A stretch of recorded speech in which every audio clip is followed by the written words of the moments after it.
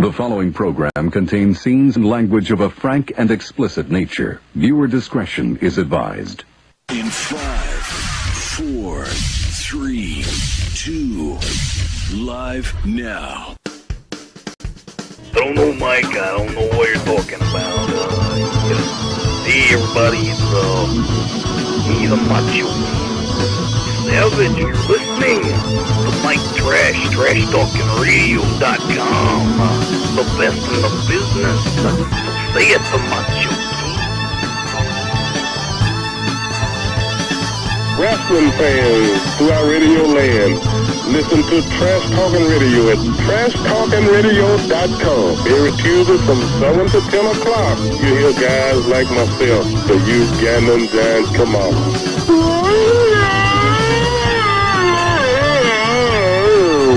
And that's my story.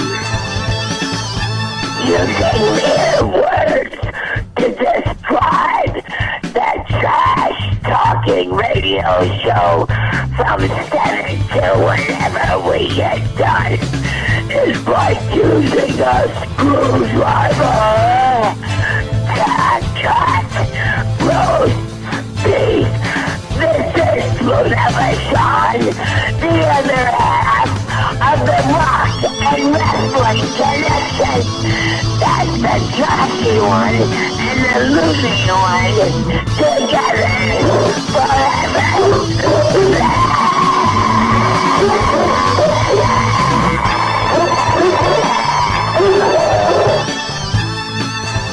Hello, ladies and gentlemen. This is Ivan Koloff. I'm here to tell you about Mike Talking Trash. With the Trash, 7 to 10. Tuesday nights, you got to listen in. It's the best around, the best in town. Alright, hey, this is the Animal. One half of the world famous Take in the Road Warriors. Listen to them. If you know what's good for you, you'll listen to Trash Talking Radio or else. Everybody, you're watching Trash Talking Radio. This is Hulk Hogan. Hulk, what do you got to say about Trash Talking Radio? Well, I gotta say that I just bought Trash Talking Radio. You're out of the picture, dude. This is my show, and you better watch, because what you gonna do when Hulk Hogan's brand new Trash Talking Radio runs wild on you?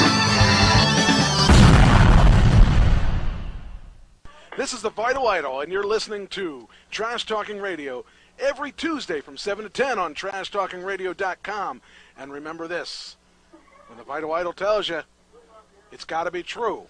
And when it's on the internet, it's got to be real. It's Trash Talking Radio every Tuesday from 7 to 10.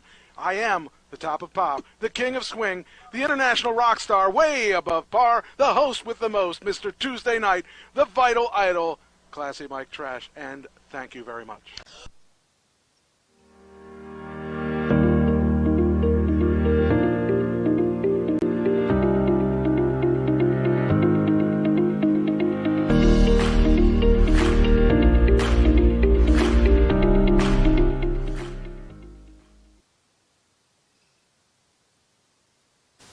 It is Trash Talking Radio. It is Tuesday night. It is the best night of the week. What is going on here? Okay, that's right. Okay, so that's that. Okay, I gotta make sure our volumes aren't too overpowering. All right. Hey, Doug, how you doing? I guess I gotta turn this on here. Let's see here. What's this? Oh, that's what, that's what happens when we... If you're constantly uploading videos that are getting less than 500 views... Stop. Okay. Common mistakes you might be making. In this video... You would not listen to me. Okay. What I wanted to have come up was this. There we go. All right. Now we got it. Yeah, now I just got to make us put up there. There we are. Hey. Everybody's where they're supposed to be now. All right. Whew. Doug, how you doing? Happy New Year, man. Happy New Year, man. We made another year. Holy cow. This is the beginning of year 3, I believe. Oh, yeah, it might be. Yeah, I guess it is, because last year you made your debut in January, I think. Or, no, 2 years ago. Was it 2 years? Was it 2 years ago? Wow. 2 years ago. Wow. Life is fun. You get a lot of interesting things to do when you're with me. Oh, man. Yeah, we actually I got a special announcement, as you can see on the screen.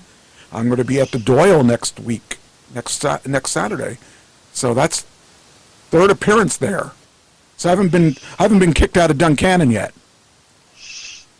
Don't worry, you don't have to. Hopefully not, but you never know. No, we had a good time when we played there last. We actually played a song I would never expect me to do. We played that funky music, White Boy, and it was funny because that crowd was like really weird because it was snowing that day, so I wasn't sure how they were going to react to what we were doing, and we got in there and did our stuff, and the first, like, nobody was showing up because it was snowing, I thought, but it starts at 7 o'clock, and a lot of places don't start their music till 9. So when we got there, there were people there, but not the kind of crowd I expected. And by the time we left there, it was packed, and nobody was leaving. In fact, there was a whole bunch of people showing up towards the later time of the night. So that was kind of interesting. But yeah, I enjoyed playing there. It was a lot of fun. So, let's see, I got that on. Now I got to make sure. Oh, I got to go in the chat room in the top. I forgot to do that. So I have a question for you. Like, when you play these places, do you trash the motel room you're in? They don't give us the luxury of a hotel room. I mean, that's only like 6 miles from my house, so I can't really justify that. But no. You come home and trash your hotel. Yeah, I come home and I trash my house. But the real good news, the better news, the best news, the all-time greatest news, I got my car. Yeah, you did. And it's awesome. I got to tell you, you want to know how... Oh, wait a minute. Hold on here a sec. Why is this not working? 1, 2, check. 1. Oh, okay, now it's working. I hope it was working all the time. It should have been working all the time, though. Okay. Here's some really cool stuff about my car. First off, I got, you would expect, a Tesla. That was a choice between Tesla and Lucid. And it came down to really the last day. I got it last Wednesday. So I waited till the absolute last day, and I didn't get the Model S. I got the X again, and here's my reasoning for that. I like the S, except there's 2 things I don't like about it. One, it sits lower, and because it's a car and not an SUV, and as Christine and I get older, the height of the car is kind of important. Second off, it doesn't have as much interior space. So for jobs that I have to do that are band jobs, it would be easier to have an SUV.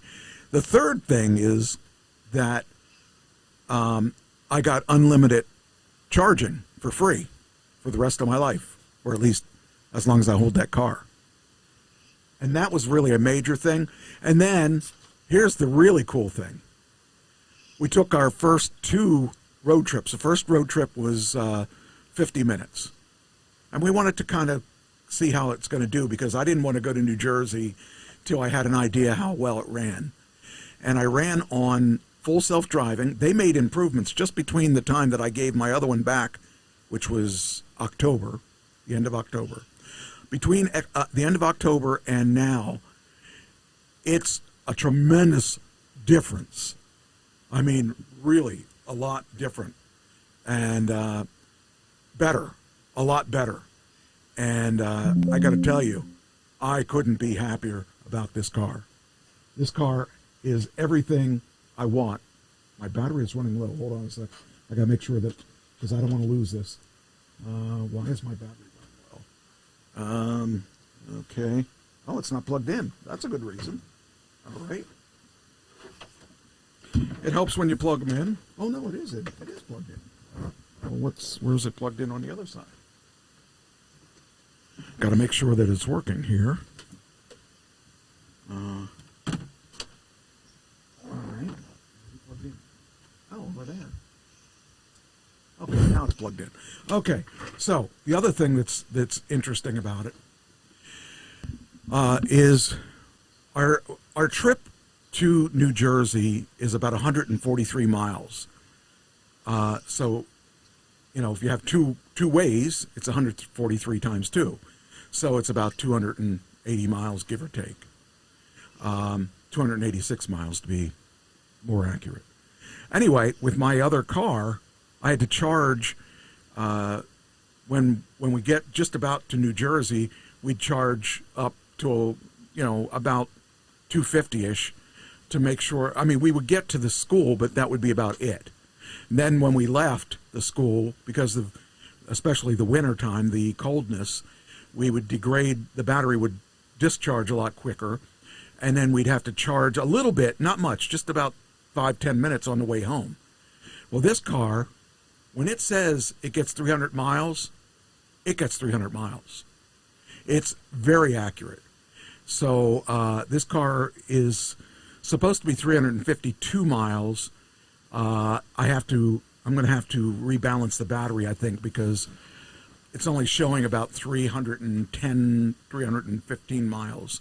So if at a full charge, it should be 352. So there's a balancing thing I want to try before I complain, because I think I can fix that little issue. Anyway, it does get what it says it's going to get, or within about 10 miles. So, and that was really cool. Now, here's the other exciting part. With the old car, it would say, okay, there's a charging station at this exit. And you would set it in there for it to go to that exit, and it would go there, and it would pull in, and it would be a truck stop, maybe.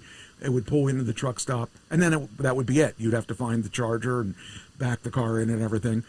This one, it not only finds the truck stop or wherever it's going, but it goes right up to the charger, because sometimes you don't know where the charger is. You'll say it's in this facility somewhere. It goes to that facility, it goes to the charger, and it backs the car in. So you don't have to do anything. I love that. Because what they're doing is they're setting up for the robo-taxi. What happens is the robo-taxi isn't going to have anybody to plug it in, and it has wireless charging built on the system, on the platform. They've been doing that for the past couple of years, but they didn't tell anybody that. And so the reason they do that is, you have the charging, and eventually it'll do the charging you'll back up and it'll automatically start charging, because then you won't have to even get out of your car. Or if you're using your car for a robo-taxi, which they want you to do, you won't have to change anything. You just, it'll just go there and it'll charge itself. It's kind of a cool little feature that I think is pretty exciting, actually. So it really proved itself to me. I'm very happy with that car. I can't even tell you what I would do, what I would change differently, because it just does everything so well. Your interior is what color? Red. Oh, my interior is white. I didn't want white, but because I waited till the last second, I had to take what was on the lot. And the white actually cost $2,500 more than the black interior that I wanted. But I got a demo model, and the demo model was $6,700 off. So it worked out. It worked out about the same price as the S, which is a pretty good price. And I kind of like it. It was fun to actually feel like I won, but it's a good car. It's a lot of fun too. So I'm very happy with it. Let's see what else. Yeah, so Friday or New Year's Eve, we went up to see a friend of mine that was having a Cards Against Humanity party, and then Friday we had a show Friday, and I didn't think anybody would show up because I figured, it's like New Year's. Why would anybody, show up to our show on New Year's? We packed the building. We packed it tight too, so we had a really good show on Saturday, or on Friday. So that's kind of cool. And I can't ask for any more. 5 reasons why your videos. I got to turn this thing off. I'm trying to get this screen changed over here. So I'm really excited, really happy about the car, and I couldn't really have asked for anything else. It's a good car. It was a decent price for what it was. My payments will probably be about $600 or $700 a month. What I did was I cashed out $60,000 worth of stock, put that down. So I put $60,000 down and I financed the rest. And then what I'm going to do is I'm going to sell the rest of the stock when it goes up again, and I'm going to pay it off and have my car for free, which I think is a good deal. So, did you do anything for New Year's? Went to bed about 11 o'clock. Oh. And, spent with my family. They all conked out about 11. Yeah, I understand that. They were doing the old crossword puzzle, and we were watching Ryan Seacrest. Oh, yeah. So, yeah. That's cool. And I knew none of the performers. Of course not. I don't know them either. None of the people they had on. I knew nothing. I just knew Ryan Seacrest. That's it. So I was lost. I mean, who else do you need? My 2 children knew just about everybody, but I Yeah. We're old, Doug. We're old. I'm old. We are old when it comes to that stuff, man. It's crazy. I don't know any of the people either. I mean, it's crazy when you think about it that, when we used to watch Dick Clark and all that stuff, we knew who was coming out, and even if we didn't like their music, we knew something about them. But those days are gone. We're old now. Those days are long gone for me. Yeah, me too. So it's weird. I mean, I wasn't offended or anything. It's just I didn't know anybody. Yeah, well, I get it. I get it. Yeah. Yeah, I'm I'm in the same boat you are, man. Yeah, it's really weird thinking about that. But hey, we have our own world, and They don't. They're not appealing to people our age. no. I don't even know what half the music is now. I mean, some of the people I know their name because they're famous, but to me, there's not even a lot of those guys that we know. I mean, it's just not the same world. So, all right, well, I guess we'll get this thing on the road here, and we could start out the new year with congratulations, you won the Deadpool. Thank you. I think you should be ashamed of yourself for playing.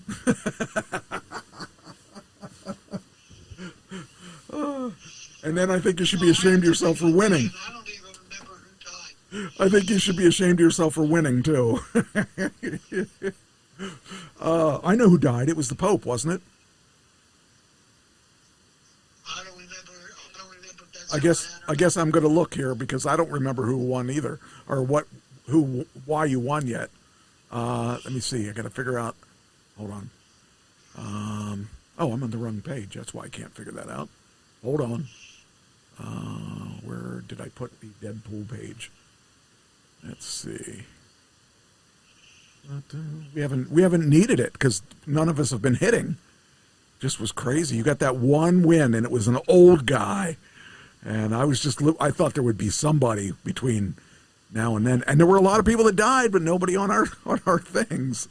So I don't know. I don't know why we didn't have more, but better luck this year. Let's see. Where do I have the Deadpool stuff? I haven't done that in so long. Let me see. don't. All right. Well, I can look it up. Let me see here. Okay, since we have... Okay, let's look it up. I might as well do it. And then I'll grab the link when I'm doing it. All right. Now we're looking behind the scenes of Trash Talking Radio.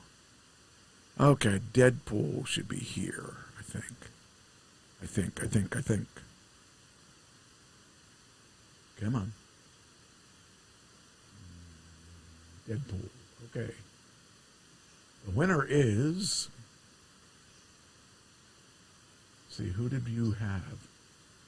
Pope Francis is who you had. So that's who you won with. Let me make sure none of my... So I had him. Okay. Wait a minute. Hold on there. Hold on there, Baba Louie. Brian Wilson died.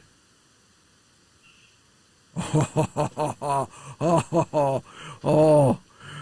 Is that... I believe I'm correct here. If Brian Wilson died, you didn't win. Oh. I think he died, though, because I think he died this year. And I didn't even do one.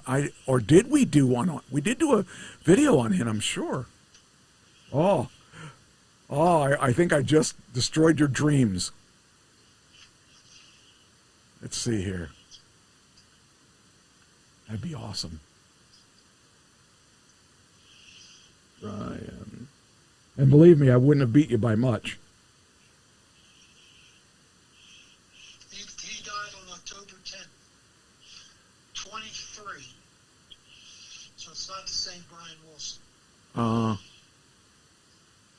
I'm talking the what you call it, the Beach Boys. Yeah. I'm just trying to get his date. Hold on here. He died June 11th, 2025. I missed it. Guess what, Doug? You lost. Yeah, I lost. I can't believe I missed that. I stole it from you. Wow. Brian Wilson. I didn't even think about. I totally forgot who I had in the list. I couldn't even, because I didn't think any of these guys died. Now I'm looking at it and I said, Brian Wilson, yeah, he died. And he would have been, let's see here. He would have been, what is it? Is it 110? I think it's 110 minus... He died at 82. 80, yeah. Wait, 82 or 83? Wait a minute. It says here, I have it on here on celebrities on USA Today. He died at 82. Okay. Wow, he was only a week away from being 83. So that's pretty interesting. Okay, so all right. You have more points. Yes, I didn't need many. I just needed one. I needed one more point than you. It's funny. Yeah, because your guy was 88. My guy was 83. So it's awesome. Yay. Or 82 or whatever it was. Yay. All right, well, we can... What was the other... Well, why did we have you on here twice?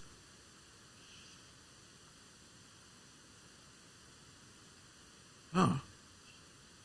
We did that for some reason, and I don't remember why. Unless that was your last year's. Oh, that's what it was. That was your last year's, I believe. And you wouldn't have... You wouldn't... We have to do new ones now. Yep, we'll have till the end of the month, and we can do it again like we did it last time, where you can save. How did we do that? You can have. How many people could we save? You can keep all your guys if you choose. I guess let's do it that way. I don't know. I mean, you obviously don't want to keep the guy that already died, but that gives us. I mean, I got a lot of guys that are old, just like you do. So. I think that's how we did it. I think we said you can keep. You have your choice. Well, let's make a rule right now. Do you want to make it? You can keep your existing, or not, or a number of existing.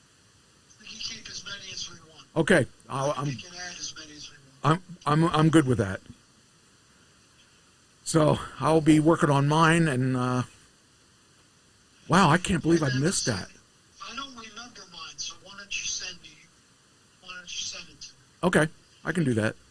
That's funny though. Man, I can't believe I missed that altogether. I guess hold on. Wait a minute. I thought the other screen was on. Let's see. That would be this screen here. Or the screen here. The screen there. Okay. There you go. I thought that was the one that was up, but it wasn't up. So there's the screen of who we... You know, the thing that I think is weird is that all these people I thought that were going to die are hanging in there. And they're still chugging away. But let's see here. I'm looking to see. Well, I have that. I'm looking for an assassination. Yeah. Oh, man. All right, I'll get that over. Remind me when you send your list over, when you send tonight's topics over, just remind me to send this to you. So Okay. that way we're okay. Yeah. Wow. I'm glad I looked at this. I was just going to award it to you. That's good. All right. Christine had Ozzy. Oh, Zazie. Oh, when she may have won then. Oh. I got to look to see. Yes, that's right. She did. Oh, man. That means I didn't win either. Crap. All right. Come on. There we go. Christine. Yeah, she did. Oh. See if she had anybody else. Nope. None of the other ones died. Okay. Well, she beat us both. So. She won. Well, that's sad. That means neither of us won. Well, she deserves it. Christine play anymore. Yeah, that's right. You get eliminated. I don't even think she's there. She might be listening. Let's see. Is anybody? All right. Oh, by the way, we had a good number of people listening last week and on all platforms. So that's a good thing. Oh, by the way, something that's really cool. So I was doing commentary on last week's show, and the guy that is running the show was giving me a hard time. He goes, "You got to be more like this. You got to do this. You got to do this." And I'm like, I'm not like them. I can't do things like another guy. I got to do it like me. And I told him if I was going to do it like anybody, I'd be like Gordon Soley. He said, "You can't do it like Gordon Soley because you're not Gordon Soley." I said, "Yeah, I know that, but but he wanted me to be like excited, wanted me to be like interactive and crazy and like yelling and stuff like that." And I said, "That's not me." Anyway, we went through the whole night, and when it was all said and done, the next day he sent me a message saying, wait, I'll read it to you.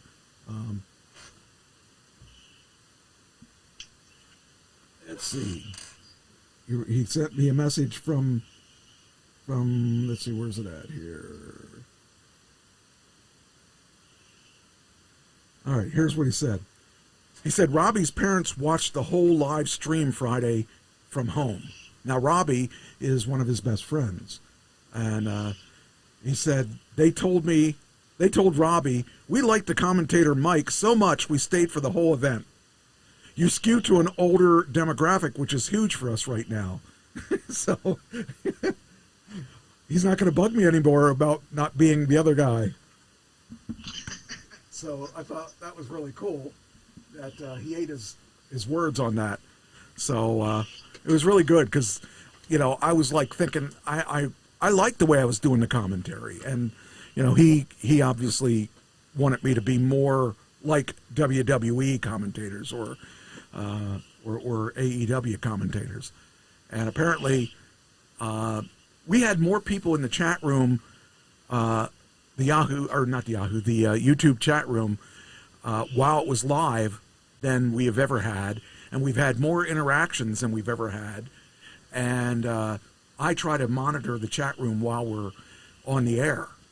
So it kind of is exciting that we can do that. We can actually broadcast to a broader audience. And last week's show, Actually, let me see if I can give you an idea. Let's see here. Last week's show was, let's see here. All right, so I want to go to, okay, come on. SPO Wrestling. Okay, so we broadcast on SPO Wrestling. And this is the site here. And this was for, let's see, it was 800. I think it was 800. That's where we were at. Oh, well, wow, 1,000 views. 1,000 views last week. So that's pretty good. That is pretty good. Here's the week before. We did 653. The week before we did 502. Then we did 797. We did 662. So it's on the upswing. We're doing much better. It's really cool. So if you ever want to watch it, just go to SPO Wrestling, and you can look on their page for the live. Right here you have live on there. Just go there and then look for the most recent event, and that'll show you. Now, what they're doing is one thing I disagree with is that now you got to look here. It says it's 3 hours, 51 minutes. The problem is it's not. You gotta go about, I don't know, see how far we had to go before, because it's not streaming before, here we're 20, okay. So we started streaming at about, looks like to do a match down in Atlanta. That's genuinely insane, and I wish you the best. Oh, I'm not doing that anymore. So it's cool. It's cool how that works, but it's fun because people from everywhere can watch us. You know, internationally we can be watched, and it adds to us our credibility and stuff. And it's really kind of exciting that it's getting that way. You know, that we're able to reach out to an audience that would never really see us before. So that's where we're at, and I get to be the commentator for that. And we do a show right before the show called, I don't know, it's kind of, I think they called it Outlaw's Den, but it's not really an Outlaw's Den. It's really a pre-show.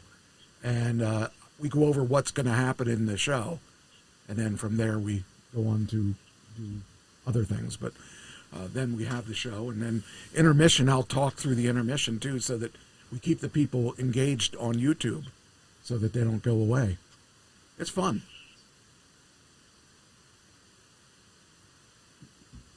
So if you're not doing anything on Friday, you can check us out at 7 o'clock. Yeah, I'll check you out. Actually, if you want the pre-show, it's at 6:30.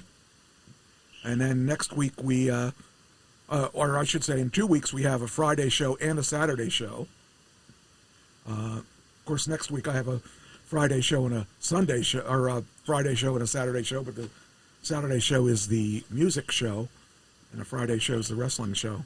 It's a lot of fun. I'm really having a lot of fun being retired. So, all right. So we already did that. Next thing we have to do is talk about. Oh, this is the entertainment page. Your favorite thing. Birthdays. Birthdays. Yay. I thought you forgot. Nah, can't do that. I know you're not going to know some of these people, but you should know most of them. Let's see here. We'll start with, I guess I'll do it in reverse order because the people you'll know will be last then.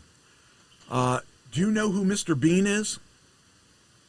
Mr. Bean, yes, but I don't know his name. His name is Rowan Atkinson.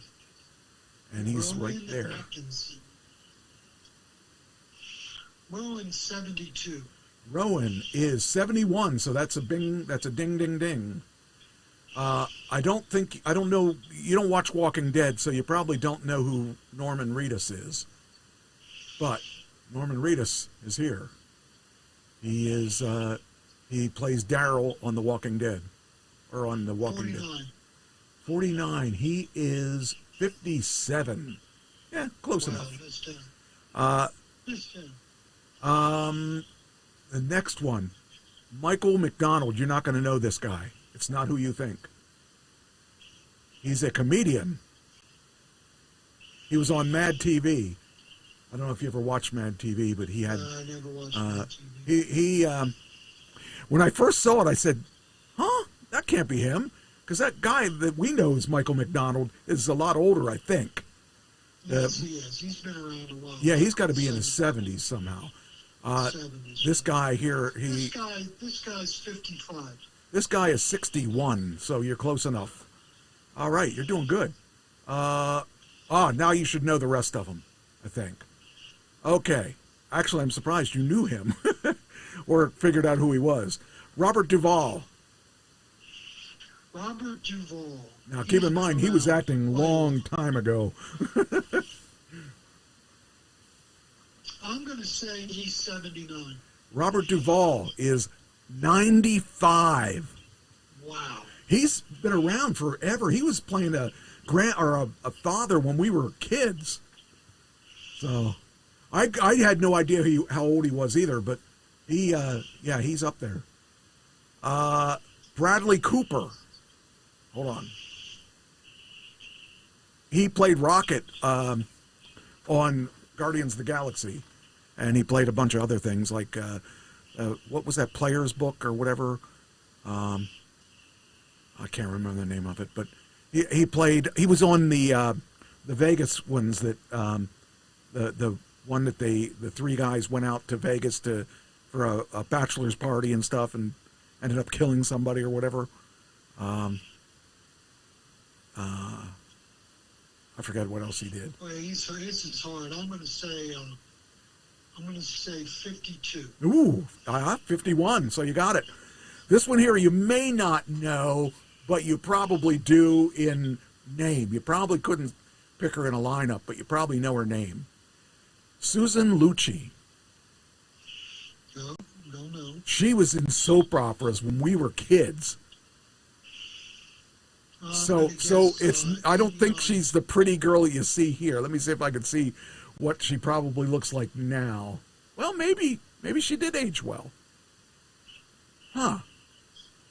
I don't see any bad pictures of her. 89. 79. 79. I guess this is probably her. Hold on. This is probably her now. Yeah, this isn't fair because they have all these pretty pictures of her. I mean, not that she's a bad-looking woman, but this is not a 79-year-old. This is a 79-year-old. All right, next one. I think you'll know this guy, but I won't swear to it. Eddie Vedder. The band is oh shoot, what the freak name is his band? He did Jeremy. He did hold on, I can't remember now. Let me see here. Can't believe I can't remember. Oh, got the wrong else. Let's see this here.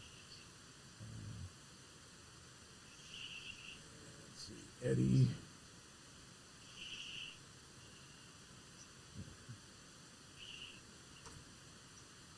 Come on. I'm going to guess 47. 47? He's a lot older than I thought he was. Hold on. 61. Eddie Vedder was Pearl Jam. That's who it is. Pearl Jam. I was trying to remember the name of the band he was in, but I never liked his singing. I mean, a lot of people love his singing. I don't like his singing. Harry Shearer. He was in a lot of things, but he's known for what's the band where that the drummer kept exploding? Freaking A, I can't think of it.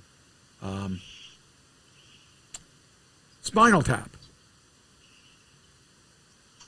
Here he is, Spinal Tap. There he is. Oh, where he is? There he is. It's a spoof on rock bands. Their drummer always. I had no idea, Mike. Well, here's yeah, that's him there too. They just came out with Spinal Tap 2, like 40 years later. You know, that was a Rob Reiner film, by the way, and he's also been in The Simpsons, forever, and anyway, I'm going to say 79. He is 82. Actually, you would probably remember him because he used to be on the what was her name? In the 70s or 80s. No, it would have been the 80s. Trace Ullman show. He was a big guy on that show. So that's a long time ago. Yeah, that's why when I said 82, I wanted to justify his 82. He's been around. Okay, then we got Ben Kingsley. He played Gandhi, amongst other things. Yeah, I'm going to say 75. 82, close enough. And lastly, but not leastly, Anthony Hopkins. You got to put the lotion before you do that. Before you do that, you got to put the lotion in the basket. So, you know what that is, right? Yeah. Oh, come on! I didn't waste that joke for nothing. He played Silence of the Lambs. Okay, I'm going to guess 81. He is 88, so good enough. So that was another good day. I mean, you nailed most of them. For a guy that doesn't know, I know a lot of guys. They're pretty good. All right, so we can wipe that whole thing out. Good. Yeah, I even had a thing for Michael McDonald to tell you who he was, in case you didn't know, but you already... he was in Mad TV from 98 to 2008. He appeared in a few horror films, including Halloween Kills, Leprechaun, The Unborn, Connoisseur, Hideaway, Sawbones, A Bucket of Blood. Wow, he was in a lot of horror films. Wow. Wow, that's, yeah.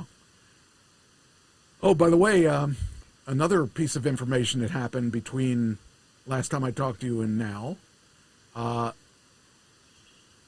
Christine got her license for Pennsylvania, and she is officially moved in. Congratulations. She's now a transplant. So it's really cool. I'm really excited about that. So she's been great for me. She makes me happy. All right. Let's see. Where do we want to start? 80s iconic rock band reunites with founding frontman in surprise comeback. Any idea who? No. All right. It is Lou Gramm is coming back to sing with Foreigner. Really? Yep, that's what it says. That was from... I've held on to that for a couple weeks because we've run out of time, so I haven't had a chance to talk about it. But yeah, he's back again. Are they going on tour? They're going to go on tour, yeah. Get this, we're winding our... Do you even, this is a blast in the past, but you know who really was into Foreigner? Who's that? Kathy. Oh. Foreigner was pretty good. I mean, they got a story, a really good... I think we did them, right? We did their band, right? Yeah. Because he got out of that band a long time ago. It says here, Foreigner shaking up its classic set list this month, which was last month, as the original singer Lou Gramm rejoins the band for a run of December concerts. It says here, Fans at the Capitol Theater in Port Chester, New York, got a rare surprise earlier this week when the group performed Luann for the first time since 1985. The track released as the fifth and final single from their 1981 album, just called Four, hadn't been part of Foreigner's live rotation in nearly 4 decades. These shows will mark the first U.S. performances with the band's new lead vocalist, Louis Maldonado. He and Graham, 75, will share the stage with longtime members Jeff Pilson on bass, Michael Bluestein on keyboards, Bruce Watson on guitar, and Chris Frazier on drums. This combination has unique moment for Foreigners fan, offering both a nod to the band's original era and a look at the group's newest chapter. The Foreigner 4 Deluxe Tour features Constantine Morales as the opening act. Morales, 50, rose to fame as a standout contestant on American Idol. So very cool. I mean, Lou Graham, man, he was a great singer. Or no, he was a great singer. Yeah, I was making sure I was the right guy I was thinking of. But yeah, that's cool. So I'm very excited to see that he's back. So let's see here. All right, next. All right. I got to close some of these windows. I got all these windows open.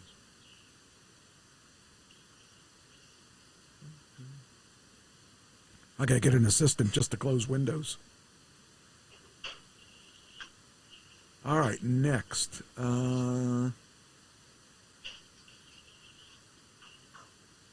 don't need that. Oh, hold on. Got to bring this back to.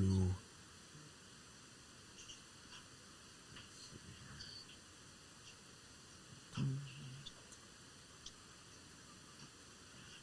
we go. Music.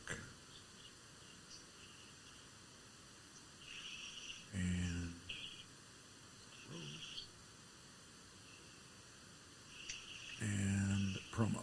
There we go. All right. There we go. How do you like that poster? It is a good poster, Mike. I have one for next week, too, that's a different one. I was shooting different pictures. I was playing around with different images.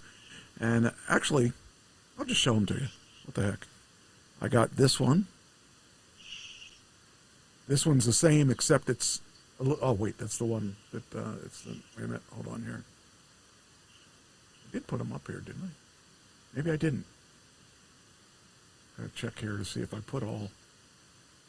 Yeah, here's another one. Let's see.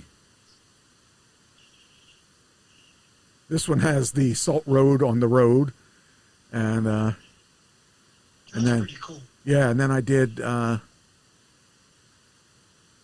Wait, is that the one that's the one we started with, or is that? There's two that are similar. It's got Salt on the Road. Got a shaker right there. I did these late last night because my bass player asked me if I could get him some stuff for the. Oh yeah, okay, that's the difference. This has got a big salt shaker, and the other one has a small salt shaker. But I like this one kind of a lot because of we're standing on Salt Road. So, but that was cool. I have a couple other ideas too, but I just had to do those so we could be ready for next week. I gave him a choice of which one and all that. So, all right, next. Let's see. Then we got. So I'll save those. So Warren Buffett has officially retired from his role at the start of the new year, ending a 7-decade career in which he became regarded as the most prolific investor in history. Born in and still resident of Omaha, Nebraska, The 95-year-old Buffett made his first real estate investment at 14, using money saved from paper routes. Jeez.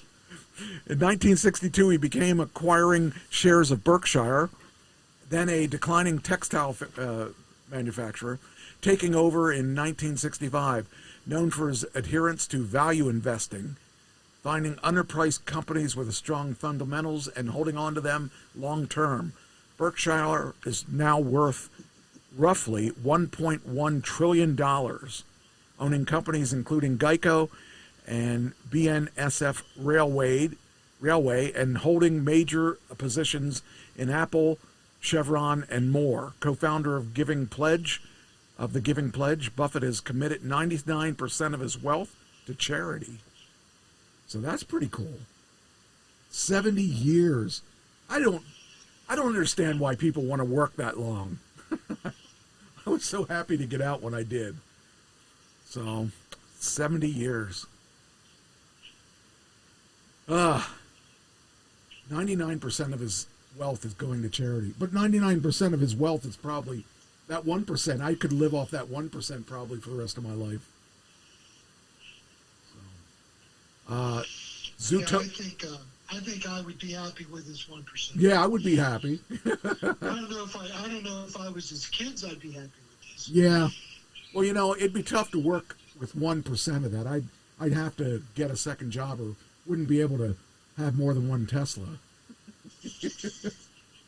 So, Zootopia becomes the Disney's highest grossing animated movie, earning $1.46 billion at the global box office and beating Frozen 2, which earned $1.45 in 2019. That's crazy. Zootopia, they did that in record time, too. So, that is insane. Do you have anything on Avatar? Because I saw it. I'm going to get there. I have that on my list. First thing I want to do is I want to tell you, Betty Boop and Blondie are joining Winnie the Pooh and Mickey Mouse in something special. Do you know what it is? No. This is pretty big, actually. They are free now. They've reached their... they become public domain. Public domain, it says... Betty Boop and Blondie are joining Mickey Mouse and Winnie the Pooh in the public domain. The first appearances of the classic cartoon and comic characters are among pieces of intellectual property now whose 95-year U.S. copyright maximum has been reached. They are 95 years old. Do you realize that's almost 100 years old? I find that really wild. They've been around a long time. Yeah, I wouldn't have thought that. That's crazy. All right. Yeah, so they ended. They've all become. They joined the other ones too. So the other ones, Mickey Mouse. I didn't even know he was that old. But when I think about it, we're 2026, so that makes sense. Okay.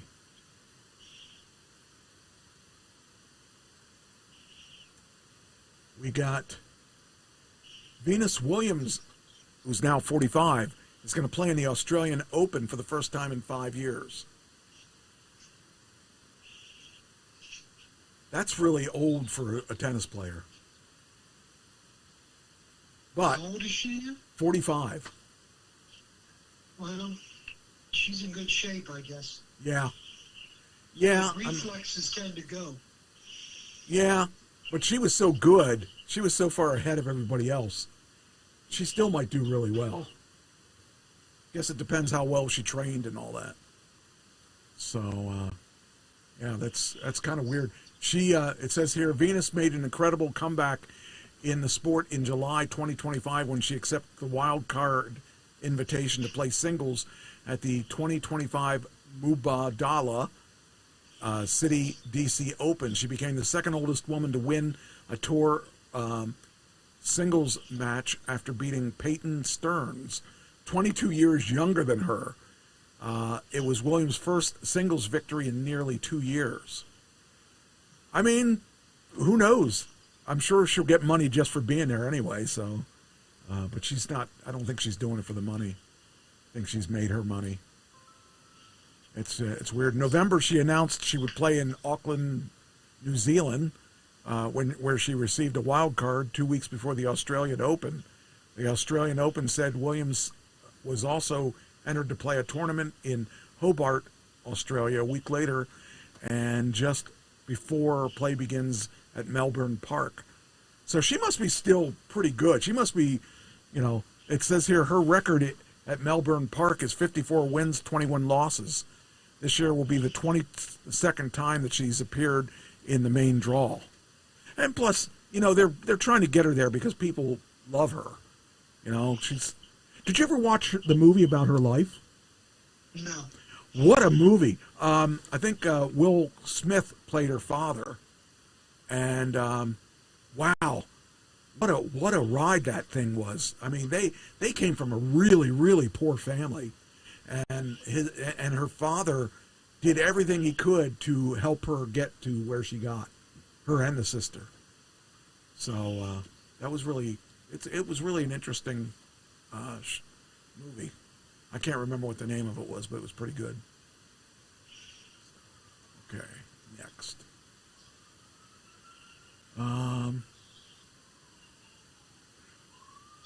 Here's a good. They're coming to get you. I hear them. Siblings 8 and 14 jump into action to save their school bus driver suffering a medical emergency. I mean, that is cool. When an 8 and a 14-year-old have the wherewithal to jump into action.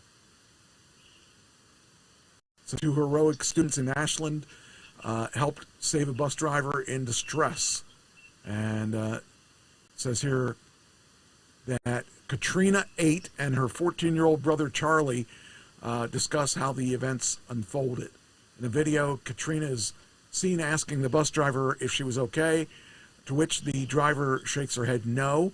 I ran up and said, "What's wrong?" She pointed at her throat. Then I ran back and got the older kids. And shortly after, the bus driver is seen shaking her head again. Then she moves to hold her radio up in the air for the students on the bus to see. Then I realized something was going on, Charlie said. We're on a hill going downward, so I pulled the parking brake out, Katrina said. Another student in the video can be heard asking someone for help, then calling on Charlie specifically. Charlie said he made his way up to the front, trying to figure out what was happening. He was then on the bus radio to call, to call for help. To figure out what was happening. There it is. We need help, said Charlie as he explained where they were and what bus they were on. I mean, those kids, to be able to do that at that age and not freak out, that's pretty cool. Yeah, it is. And probably saved that woman's life. So that was kind of cool. Then here's something I am somewhat familiar with. Travel writer Rick Steves buys a hygiene center that provides facilities to support for people experiencing homelessness for $2,025,000, saving it from closure. So that guy is awesome. He bought it so that they could stay open for the homeless people. That's pretty neat. That is pretty neat. Entrepreneur donates $16.2 thousand to her high school, decades after the administrators awarded her the same amounts for help for her to attend college. That's really cool too. When they made sure that you got through college, to be able to give back to people, to give back to the people that helped you go to college. That's pretty cool. And that's one of those pay it forward things, The thing I learned from your mom. I was talking about that today, or not today, but in the past week. I was talking about your mom, how she helped me, and I will be forever grateful. And I did what she'd said. She said, "Pay it forward," and I've done that so many times, just because She really believed in that. and I would have, I never believed in it till it happened to me. Then all of a sudden I realized that's a pretty cool thing. And boy, ever since then I can't tell you how many people that I've stepped up. Actually,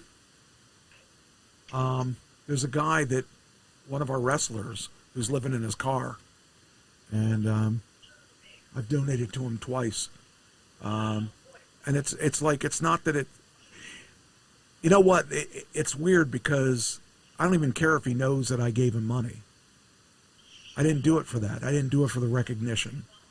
I think that I said to the guy, look, I know what you're going through because I lived in the van for 3 years. He looked at me really strange. He's like, really? And I said, I understand what you're going through, So I gave him money 2 weeks in a row now. The Lord says in Scripture, He says, don't let your left hand know what your right hand is doing. In other words, keep it to yourself. Yeah, okay. I wasn't sure where that... that just means do it in private. Mm-hmm. Do it, God sees it. Let God see it. I don't care if God sees it or not. You don't have to... Let God see what you do, but don't brag about it. People used to come to me and wanted when we were building buildings, and they'd want to donate, but they want their name on the building. Oh, yeah. It kind of kills the whole spirit of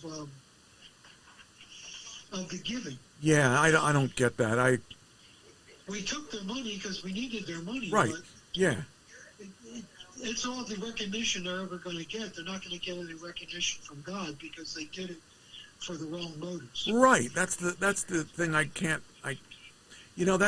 that I guess that's the thing I really think is important. That it took me a couple years to understand the whole philosophy. I mean, it took your mother to help me understand it, because actually, if she hadn't helped me out, or if someone hadn't helped me out when I needed it, I always said I was on my own. Nobody cares if I lived or died, and she proved me wrong. And I gotta say that I'm glad she proved me wrong, and I don't care if anybody knows or not that I did what when I'm giving money to somebody, I know what it's like to not want to accept it because there's a pride thing involved. So I keep it to myself because it doesn't matter to me that people know or don't know. It matters to me that I know one of the people that I used to do that I used to help is helping other people now. And that's kind of cool because I know that I had something to do with that. But, it doesn't matter that I gave her money, and it doesn't matter that it matters that she actually appreciated enough that she did it. So that's kind of cool. So, and I've done that, like I said, I've done that for many people in my life. And I don't do it for recognition. I do it because it's the right thing to do. So if you do it privately and if you do it for the right motives, Scripture says that God will reward you. Yeah. And you don't do it for the reward, but He appreciates a cheerful giver and one that does it with the right heart attitude. Yeah, I mean, I don't even. This is gonna sound bad, but I don't do it for God either. I do it because it's the right thing to do. Well, you don't have to do it for God, but He looks and He sees and He rewards. Yeah. I think the nice thing about my life is that I don't. It's a good human thing to do. Yes, that's it. And it's humbling too if you do it for the right reasons. I mean, if I did it and I said, "Hey, look what I just did." That's not the reason to do it. That's not the right reason. And I think I've come to the couple past what I've been through, the past crappy stuff that I've been through has been enough to let me realize that everything doesn't need recognition, I guess is what I want to say. So, I still might end up going to California. Oh, yeah? I might end up driving. So, I still got to take care of business out there, I think. So, it's sad, but I don't know who else is going to do it. I mean, there isn't anybody else. And I got to get a hold of the lady, and I don't really need anything. I think I was going to tell her to give it to charity or yard sale it and keep some of the money, and I don't even care about the money because I mean I don't feel like I knew Neil enough to get anything. It's like I had no relationship with him. Except that he borrowed money from me a couple times, but that's I didn't give him the money expecting to get it back. I gave it to him because I tried to get him on his feet. So, okay. Again, you did it for the right reasons. Yeah. Okay. Which one was it? Avatar that you said you want to talk about? No. It was, was it Avatar? Okay, I got Avatar up right now. Avatar and Ash, Fire and Ash, crosses the $1 billion mark. Avatar 3, $1 billion. That's just crazy. And that was in 2-3 weeks? Yeah. It was only a couple weeks. That's crazy. We were going to see it as a family. Yeah. But we couldn't pull it off, so Patty and I went. Okay, I'll probably go see. I probably will see it in the next couple weeks because I want to see how well. What do you think of the movie? The graphics are great. Okay. There's no doubt that it's probably one of the best graphically created movies. Okay. Just the flying scenes and it's fabulous. Okay. There was about 3 places it could have ended. It was a 3-hour movie. See, that's the thing about that. That was the way 2 was too. It just was never ending. It was never ending. They could have ended at 2 other places. Yeah. And Cameron chose not to. Yeah. Now, as a Christian, I had a problem with it because it had a demonic element to it. Okay. And that was unnecessary. Well, when you're creating, from my point of view, when you're creating a world, that was creating a world, and his world probably had another deity, another, no, it was an anti-deity. And okay, all right. It was someone who became very disappointed with Elon, the god. Okay. If I'm pronouncing it correctly. And turned against their god. Okay. And but it was demonic. And so from my perspective, personal perspective, it was unnecessary. Okay. They could have done the movie without it. And they left it open, I will tell you this, for another one, and another one is 2027. Oh, wow.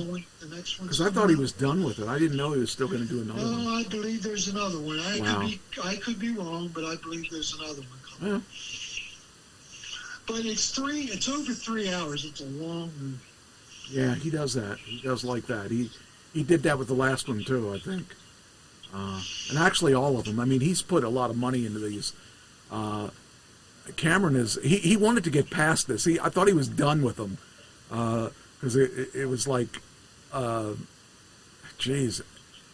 he wants to do things that are not that. So, it'll be interesting to see what he ends up doing with it. But, Well, they cloned the antagonists. They cloned from the first movie. Okay. And he played the same part, and it was the same attitude of the humans. The humans were not portrayed well at all. Yeah. And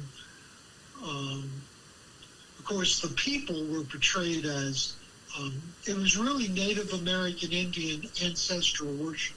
Okay. Is really what was going on. But the people were portrayed to be honorable and dignified, and the animals were even better, had more righteousness to them than the humans did. That was for sure. The humans made great enemies. Okay. I mean, if you're going just to see a well-made movie, go see it, because it is a well-made movie. Well, last one, did you see the second? Did you see the one before? I've seen them all. Okay, the last one I liked a lot, and I think I liked it because they took that handicap. Was that the? I think that's the one with the handicap guy, the guy in the wheelchair. Yes. I thought the idea of that was really awesome, that they could put him into another body or whatever. And yes. I loved that whole thing, that whole idea. That's where their name comes from. The whole Avatar thing comes from that. And I thought that idea was really well done, and so that was. I liked the first two movies. I was excited to see the third one. Yeah. I, as a Christian, was disappointed. Well, yeah. Unfortunately, but I'm not saying that I don't want to skew the audience at all. If they don't have that perspective, I think they'll like it, except that it's awful wrong. I think that the way to go into something like this is to put aside the. You can't. I'm not saying don't be a Christian. I'm saying you got to put aside that, and you have to pretend that the world is what it is. It is that this is this world. This is not our world. This is a pretend world that. It's not going to be what we expect. It's not going to be what we believe. It's going to be a whole world, a whole different world, as it would be if we visited another planet, and those people we have no right to believe. I mean, their thing was nature was their, if I'm not mistaken, nature was their God. Nature and ancestral worship. Yes. That's what the people. The characters, where the right. Avatar went. That was their belief, and that's Native American belief. And a lot of that, based on Native American religion. A lot of that was interesting because they touched on things that we would touch on, but in a different way, and not just the Native American thing, but like the maybe the like a sort of like a different view on things that we would look at from, but it would be a different, like a side thing that's going on. Like it's not necessarily our world. Well, it's not our world, but it's something that could happen, that could have been skewed. How would you look at it if you didn't have your religion or your faith or whatever? If you looked at it from a person without any prejudices, this world could be like that. I know what you mean. That's fine. Yeah. So as long as you looked at it the right way, I think that's all that. It's fantasy. But I'm glad to see that they continued the storyline and where it was in a positive way in that way. So. Yeah, the only other, it's the same story 3 different times. Yes. Yeah, in a lot of, actually, makes sense. So, I mean, the good guys win in the end, and... I don't have to see it now. Thanks. But I tell you what, it's also very violent. Yes. Much more violent than the other shows. They don't show gore. There's no gore or anything. Right. But it's very violent. So my daughter asked me if their 7-year-old should see it. And I said probably not. Yeah, probably not. Because it's very violent. Very violent. Yeah. But for an adult, it was fine. There's no gore. There's nothing like that. Right. Just... Okay. They were tasteful in their violence. That's good. But it's probably not good for a young child. You know who Mickey Rourke is, right? Yeah. Mickey Rourke. Now, this is a 2-part thing, so it's don't correct me on the first part yet. if you know anything about what I'm going to say. The story was, at the risk of being evicted from his home, facing an eviction notice from his L.A. rental home, Mickey Rourke, 73, is turning to GoFundMe to pay $59,100 in owed rent. This is something that was in one of my celebrity, I think it was in the Hollywood Reporter. It says here, launched Sunday, and it says, with his full permission, the crowdfunding drive Support Mickey to Prevent Eviction urges fans to help Mickey Rourke stay in his home. And Mickey Rourke is currently facing a very difficult and urgent situation. He's at risk of being evicted from his home. The GoFundMe reads, life doesn't always move in a straight line. And despite everything that Mickey has given through his work and his life, he's now dealing with a challenging financial moment that has put his housing at risk. The fundraiser will pay for immediate housing expenses and prevent eviction. Okay, that's the story. That's where it starts. Do you know have you heard anything about this at all? I've read that, yes. Okay, have you heard the next part of it, though? I have not heard the next. Okay. This is why I wanted to check, because the next part that I heard is this. Rourke denounces eviction fundraising campaign.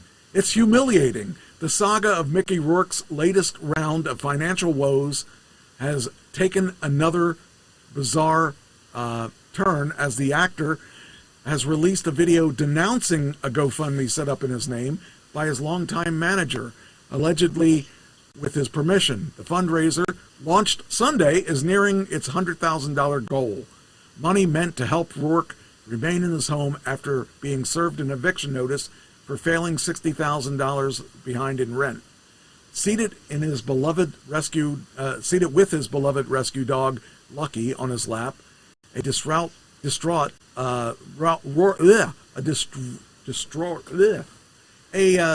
upset Rourke. Yes, that's it. In a fuchsia V-neck T-shirt and straw cowboy hat, addressed his nearly 500,000 Instagram followers, distancing himself from the fundraiser.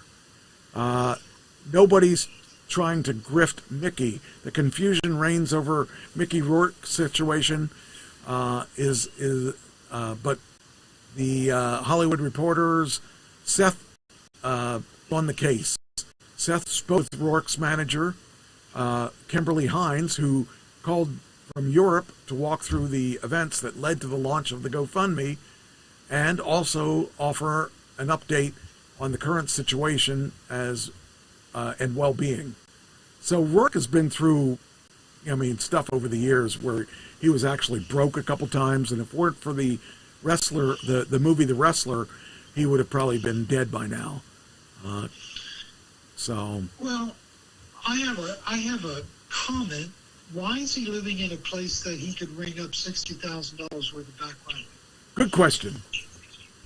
That's probably 1 week's rent. You never know. Yeah, why don't you downsize to something you can afford? Well, that would make sense, but I think he's being in Hollywood. It's probably hard to find a place like that. Not Hollywood. Yeah, I would do that. I mean, he's 70. What I say, 72. Maybe it's time to call it a career. Get out of there with whatever money you got left and move to the suburbs and stop worrying about that kind of stuff. I don't know. If you rent, take the other $40,000 and move to a place you can afford. That's it.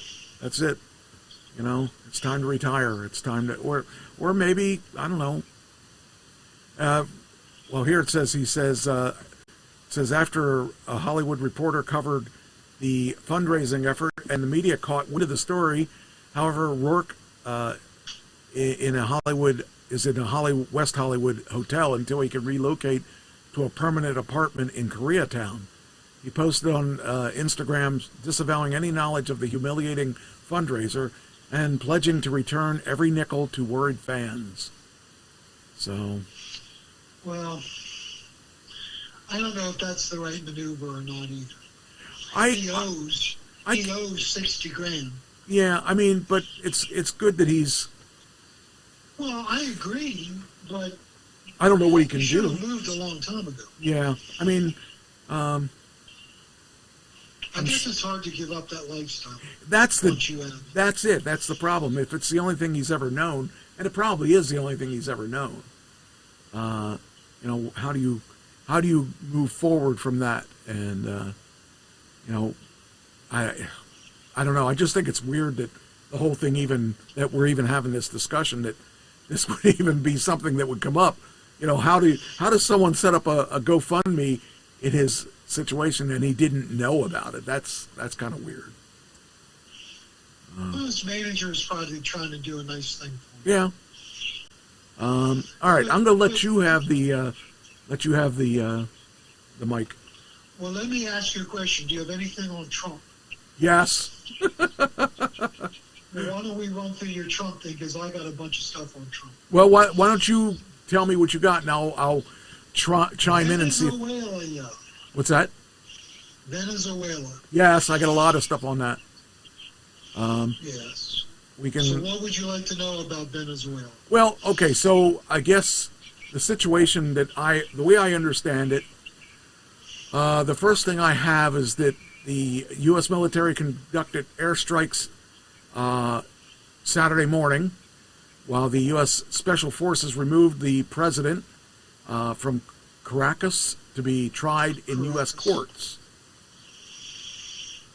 Yes. I think, see, here we go again with this stuff. I mean, I don't understand how, I mean, I know it was probably the right thing to do, but he didn't get any approvals from people, and he just kind of did it.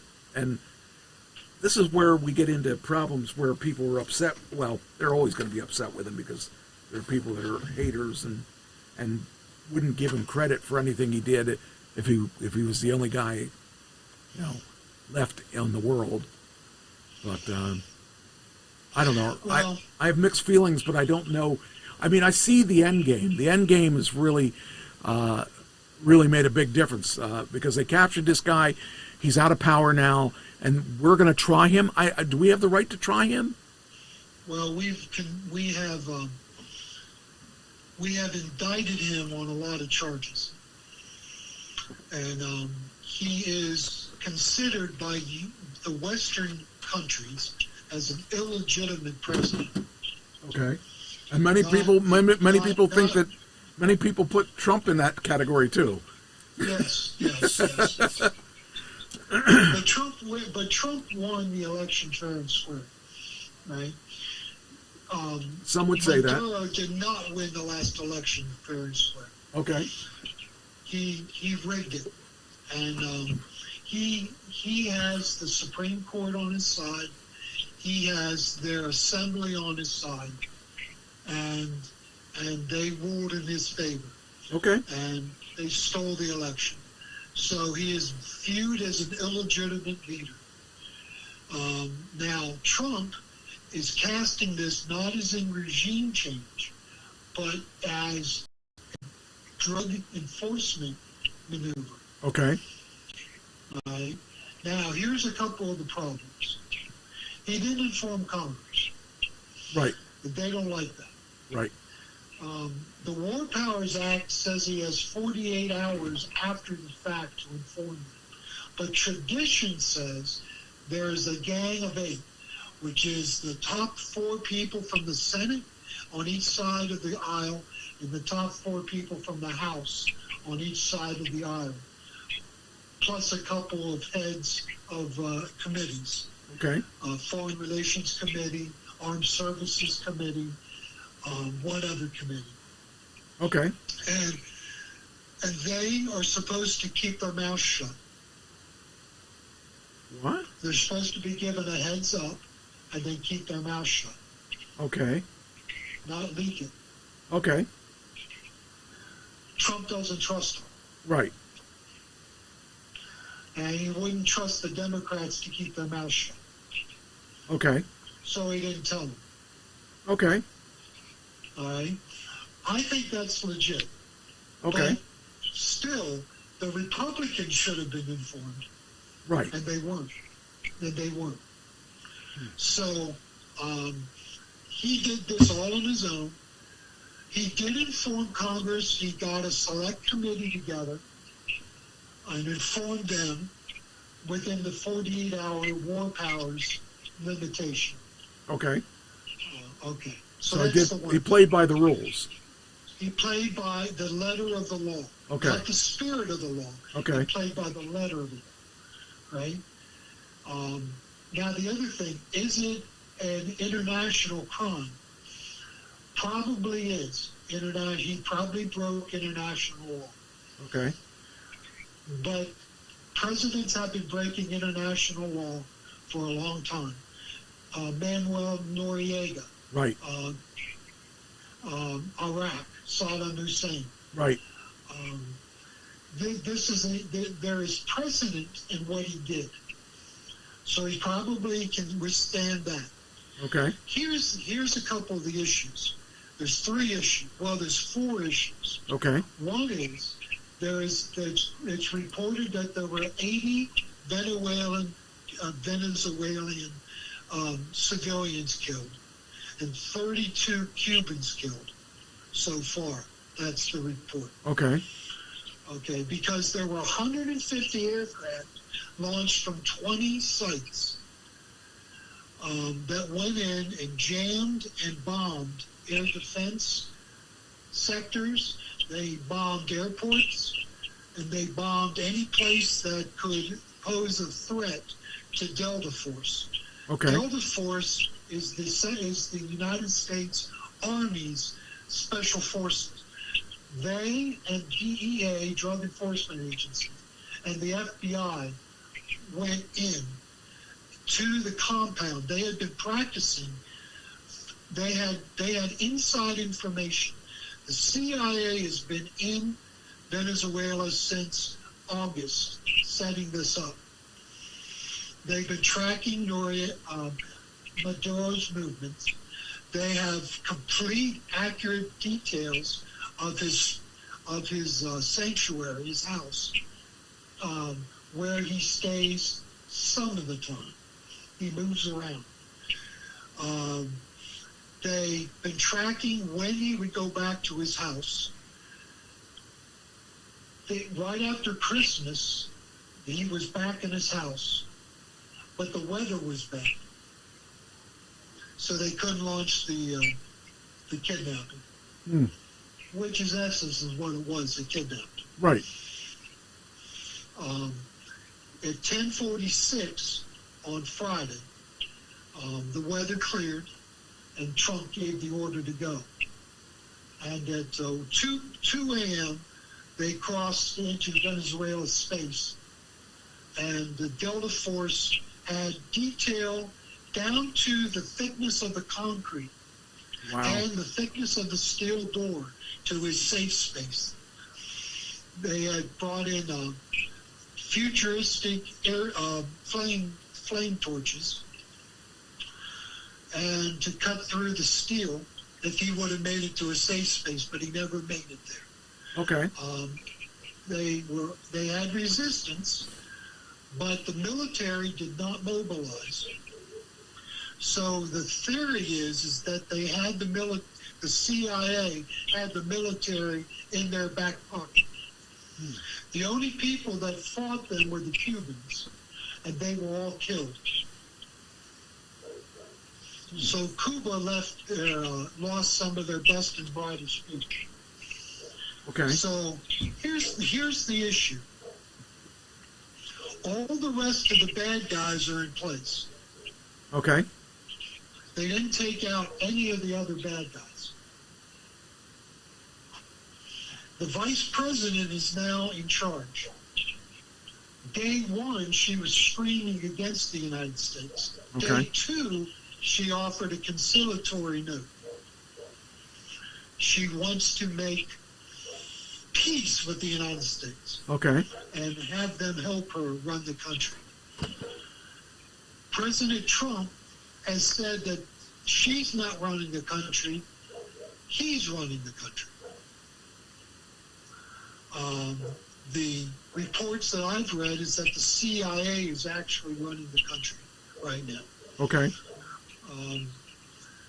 Now, there's 3 things going on. First of all, it's the drug trafficking. Okay. All right. Second of all, is regime change for the sake of regime change. And third is oil. Venezuela has the biggest oil reserve of any country in the world. It's estimated to be 300 billion barrels of oil. Yeah. That's more than Saudi Arabia and Iran combined. They have the largest stockpile of oil. Wow. The United States companies went in and built their infrastructure. Trump claims that when Maduro nationalized the oil production facilities, he stole U.S. property, he stole U.S. dollars. So, did he do it for regime change? Did he do it for the drug trafficking? Or did he do it for oil? Nobody knows because nobody's sitting in the inner sanctums of the U.S. government and these decisions are being made. Okay. He did it for oil. Or if he did it for regime change, he has stated himself he's not going to do that. He said himself that he was not going to do any more regime change anymore. Right. If he did it for drugs, to me, that's righteous. If he did it for oil, that gets shaky in my book. Okay. Because he said, quote, I'm going to paraphrase the quote, but he said, the problem with Bush and Iraq is he didn't take the oil. In Nicaragua, I'm taking the oil. Okay. Now, here's a problem that Venezuela has. It's heavy oil. It's thick oil. The only refineries in the world that can handle that type of oil sits in the Gulf Coast in the United States. Okay. They kind of need us. So what Trump also said was he's going to use the oil revenue, the only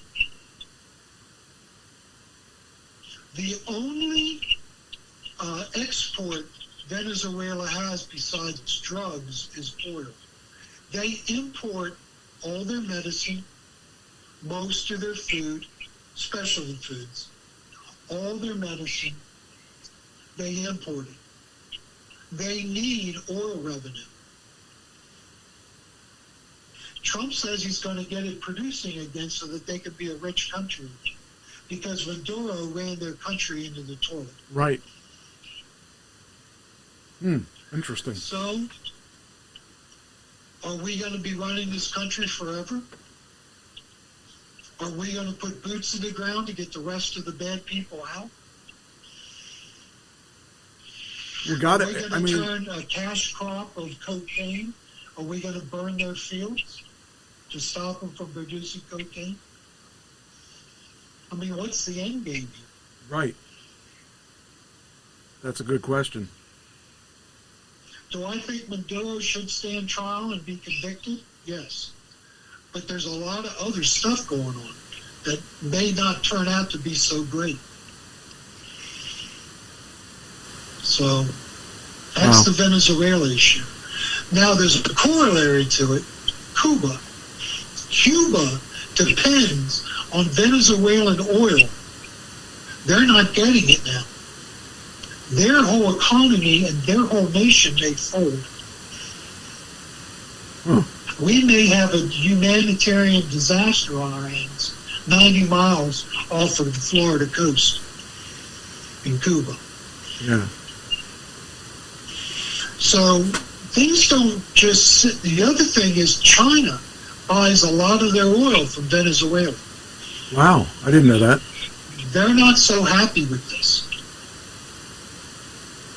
Iran was in country trying to keep their infrastructure working. What happened to those people? Well, that's that. A lot of questions. Yeah, I mean, it's ugly. It is ugly.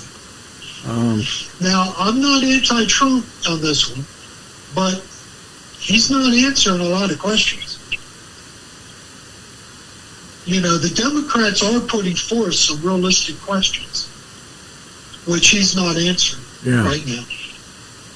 Huh. Yeah, I don't know what to think about that, because, I mean, the whole thing is, I'm happy that that guy's out of office, but it comes down to, I don't know that we should be the cops all the time. Well, but that's the other issue. Are we the world's policemen, or are we not?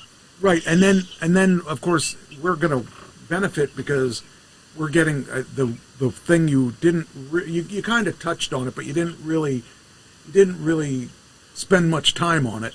But President Trump says U.S. oil companies will be involved in expanding Venezuela's oil infrastructure following capture of Maduro. Oil prices are stable, remain at a 5-year low of $58 a barrel. Well, that may go lower, right? If they start producing a lot of oil. Exactly, and that would help. It would help everybody's economy if we could get it at cheaper prices. Obviously, Trump did say he'd sell to Iran, he'd sell to Russia, and he'd sell to China, but not at discount rates. Well, yeah, I mean, yeah, but you know, I don't personally care because I have electric, so you guys can fight that one out in court. But no, you know, but the thing is, yeah, I mean, that's a lot of stuff to take in over just a week, a little over a week, you know. A lot of stuff to think about because he's been busy. Well, the reason why I wanted to go into detail is just because the more I read about it, the more I investigated it, the more loose ends there are. Yes. And there's not a lot of answers. Right. Because the bad guys that help Maduro run things are all in place. Right. And the people of Venezuela are not celebrating in the streets because they're scared to death of the secret police. Oh, yeah. Yeah. As they should be. The bad guys are still in place. Yeah. As they should be. Yeah, I mean, I think about all the stuff you were talking about. I mean, it's good for us in most ways, but again, is it our business to do this? I mean, we want to cut the $1,000 question. But I mean, we do want to cut the drug business down. We can use the oil. There are reasons there, but you know, let's call a spade a spade. This is much more than what it looks like on the surface. On the surface, it looks like we're kind of heroes, but does it? I mean, I don't know. I think it's good because it's in our interest that he gets out of the. But I guess we got to wait and see what the fallout is going to be. The fallout is what I'm scared of. Yes, and at some point we're gonna irritate a lot of countries at the same time, and maybe we'll be the guys that are going to be next. You know, that's my biggest fear is that we're going to be doing all this thing of saving all these people, and it's going to bite us in the butt somehow. Well, that's what I'm getting at. Yeah. You know, the world doesn't like Trump either. Yeah. So they're just waiting for him to crash and burn. Well, in that same sense, we're talking. What about? Are you going to cover Nigeria? Nigeria, about the Christians being slaughtered, yeah, and how he has bombed Nigeria. Yes. Yes. Okay. He has gone in and done a strike against the jihadists that are killing Christians and moderate Muslims. I want to make a point here. It's just not Christians being killed. It's also moderate Muslims. Yes. So he has made a strike there. And it seems to have quieted down for the moment. Unless you have more news. No, that's what I have, yeah. That's kind of what I have. Do you have anything on Iran? No. Iran. They are protesting in the streets, which usually brings out the IRGC, which is the Royal Special Forces of Khomeini, the president of Iran. Okay. They have started shooting the protesters, imprisoning the protesters. Some people think that this time the protesters might win and Khomeini may leave the country. But there's a big secret police apparatus in Iran. They have kept that country since '79 Wow. in its place. Wow. So Trump, here's the kicker, Trump threatened to send in U.S. forces if they started killing protesters. I guess he hasn't made that threat a second time. Yeah, I really but think he did make it once. one thing that I will tell you is that I don't think anybody believes that he won't do that. I believe that he's made his point pretty clear that there's things that he won't tolerate. That's pretty clear. I mean, if he says he's going to come after you, he's probably going to come after you. He doesn't make blind threats. But he makes scary threats. Yes, he does. Scary for both sides. So now, what he'll probably do is use air power to bomb the crap out of Iran again. Yeah. But I don't like the fact that he threatened boots on the ground. Yeah. That's the part that scares me. Me too. Yep. Definitely. And it also comes back into, are we the world's policemen? Right. Yeah. I mean, I thought he ran on the fact that he said he didn't want to be the world's policeman anymore. I guess he ran on the fact of America first, not interventionist foreign policy. He's turned into an interventionist president. Yeah. Yeah, I happen to like some of the things he's done. Me too, but that's not what he ran on. Right. Yeah, that definitely has me concerned. So yeah, I don't know, a lot of things. There's also, let's see, there's something else here. It says here the Interior Department announced it was suspending leases for 5 offshore wind farms, citing national security concerns. The projects in various stages of completion collectively cost $25 billion and are expected to be able to power 25 million homes. Or is that 2.5? Got to see here. I don't remember, it was 2.5. No, 2.5, sorry, 2.5 million homes. The farm represents a fraction of the U.S. wind turbines, but 100% of major offshore projects under construction. The 5 projects are all on the East Coast, 2 in New York, 1 in Massachusetts, 1 spanning Rhode Island and Connecticut, and 1 in Virginia. The last project, Dominion's Energy Coastal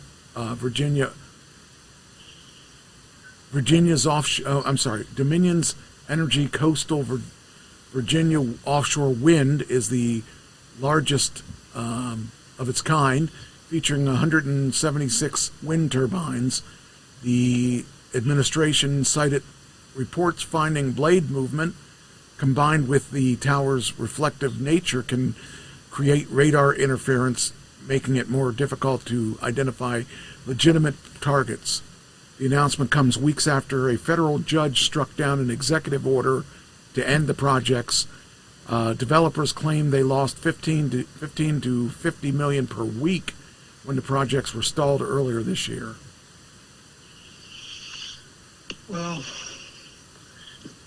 I'm not a big fan of the big wind towers. Okay. I am a fan of all the sun we can get. Yes.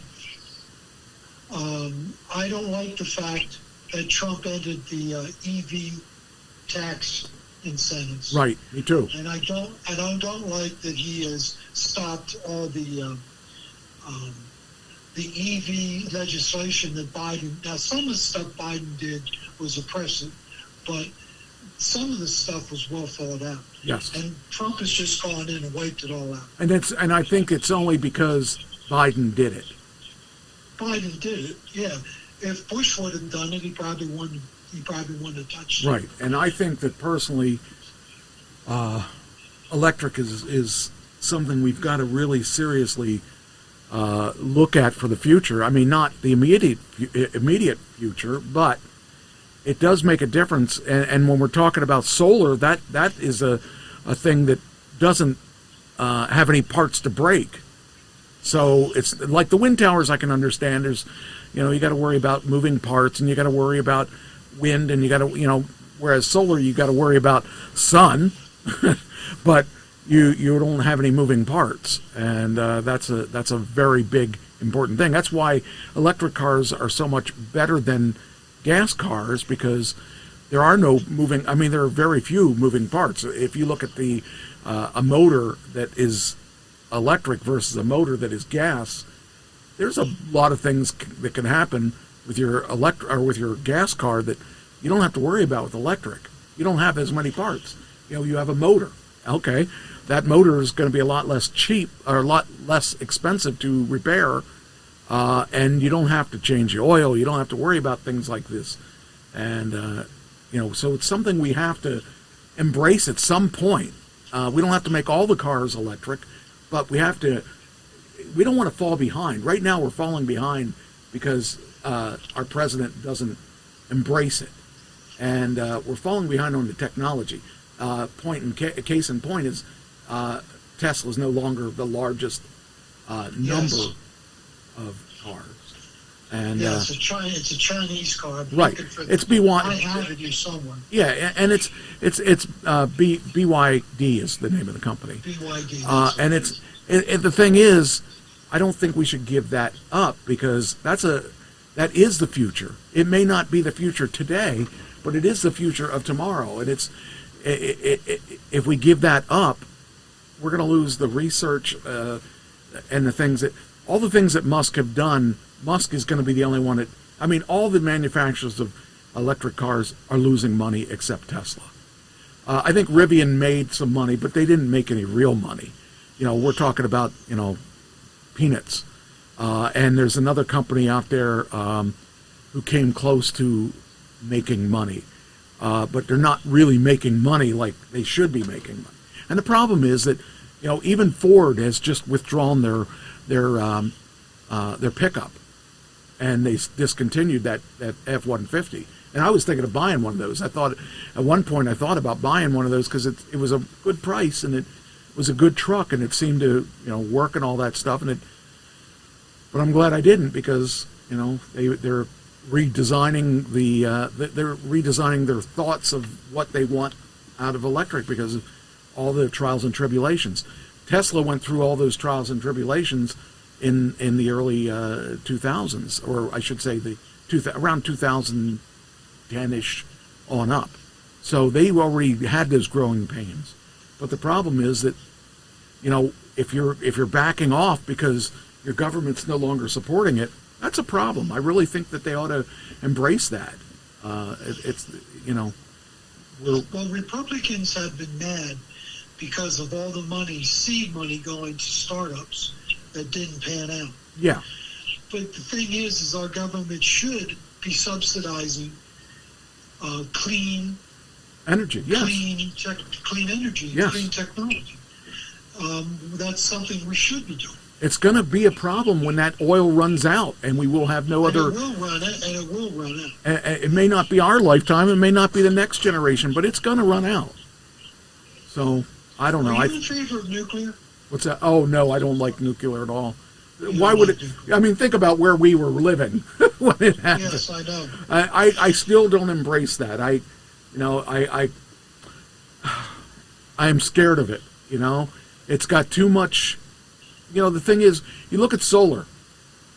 What issues are there with solar? No sun. Okay, that's an issue. You're talking about a thing that could kill us. Solar's not going to kill us. Nuclear is going to kill us. I mean, I realize that it's not what it was, but I just don't trust it. I wish I could, but that was too much of a close call to me. So, yeah. While we're talking about cars, I kind of wanted to go back to something we talked about last week. I think we talked about this last week, where the Waymo ran out of energy, or Waymo. Okay, so I did a little research on this. So you asked me what would happen if the computers went down, if Tesla computers went down. Would the self-driving still work? The answer to that is yes, and this is what it told me. I used the question: does Tesla cars rely on the Tesla mainframe to use full self-driving? In other words, I'm using full self-driving and the computer that supplies my updates goes down. Can I still use full self-driving? And the short answer is yes, you can still use FSD even if Tesla's servers are down. That's the important part. How it works. FSD runs locally on the car. On the Waymo, it relies on FSD. FSD relies on the mainframe. Tesla is local. All your stuff is downloaded. You don't have to have in other words, if Tesla died tomorrow, my full self-driving would still continue. Okay, but that's just in Tesla. Yes. Okay. But they should learn, the other car manufacturers should learn from that, because you don't want to rely on a mainframe computer to run your car. You could like we have we have two X's. We have the new X, which is hardware 4, and we have the old X, which is hardware 3. Hardware 3 also runs on the car itself, it doesn't rely on the mainframe. Whereas if you try everybody else that's doing it, they have to have their mainframe working for that car to continue. So that's scary to think about. If your car relies on that,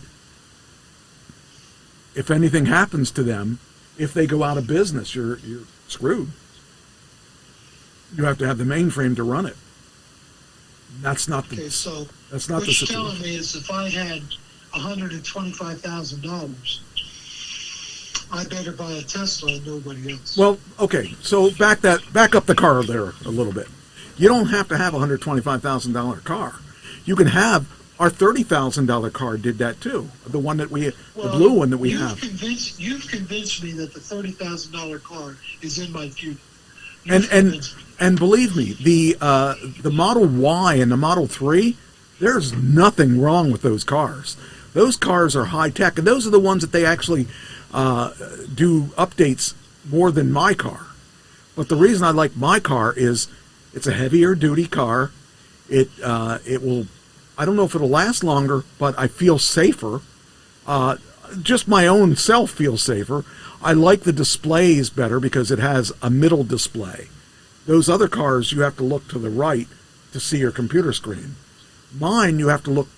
You can look to the right, but you can look right ahead. And as we're used to play, we've been driving since we were 16. Some of us since we were 15, and we've always looked ahead.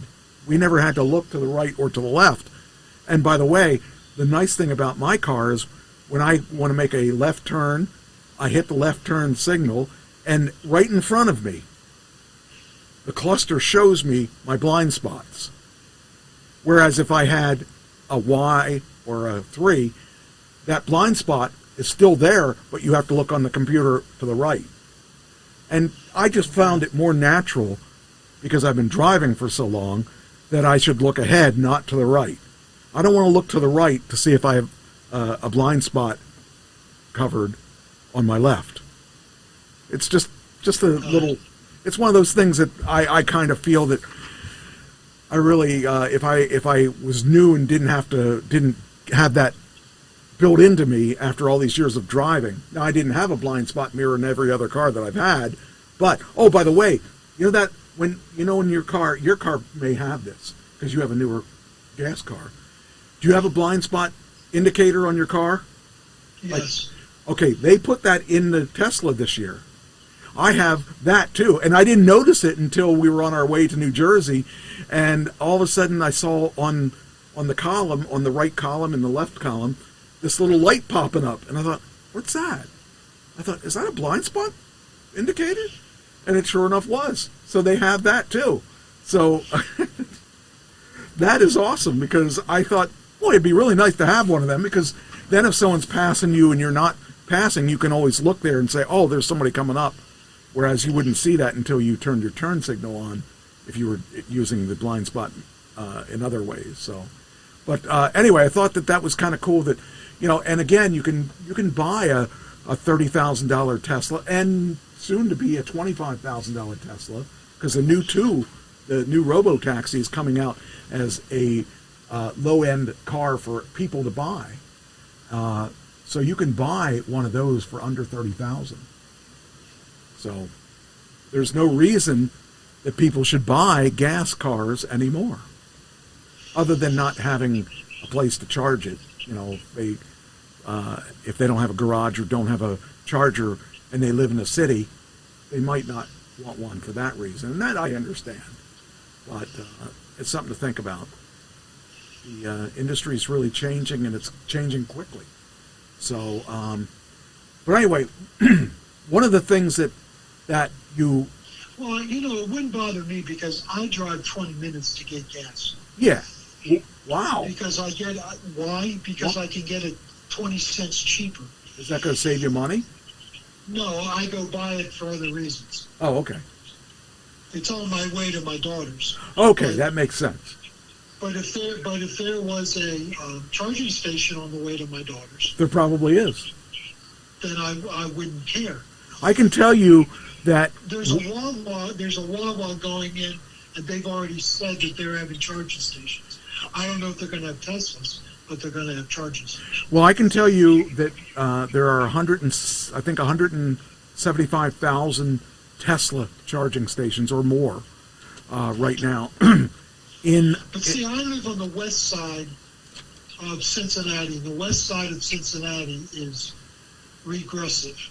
Okay, let me ask you. They put in a Five Guys, and it didn't make it, because people would rather eat at McDonald's than they would at Five Guys. So that's just, it's just the way it is on the west side. So we have to drive for everything. Where we at, Cincinnati? Yeah. All right, let's find out. Are there charging stations? Yes, there are Tesla superchargers and destination chargers in and around Cincinnati, including areas that serve the west side. But you need to use they're everywhere, I'm telling you. Okay, so here's a map. I don't really know what I'm looking for, but... Look for Delhi. Okay. Hold on. Okay, here's your... here we are. This is North College Hill. Is that familiar to you? No, it's not near me. Where we at? Cincinnati. Which way is... Go down towards the river. Okay. West of Cincinnati, along the river. Whoop. Hold on. Didn't mean to do that. Let's see. Okay. There's Dayton.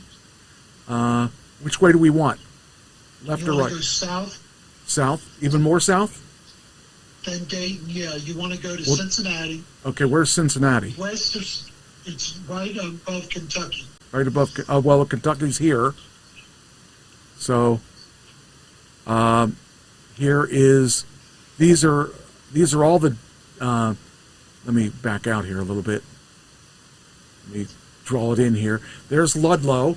Is that near? No. Which way? Go west. So we want to go west yet, okay. Delhi Hills. Delhi? Yeah, Delhi Hills would be Delhi. Or, I'm sorry, Delhi. Yep. There's one right there. Now that's not that's a Flow, that's a third party, that's Flow. EV Go is there. Up here's a supercharger up by Dent.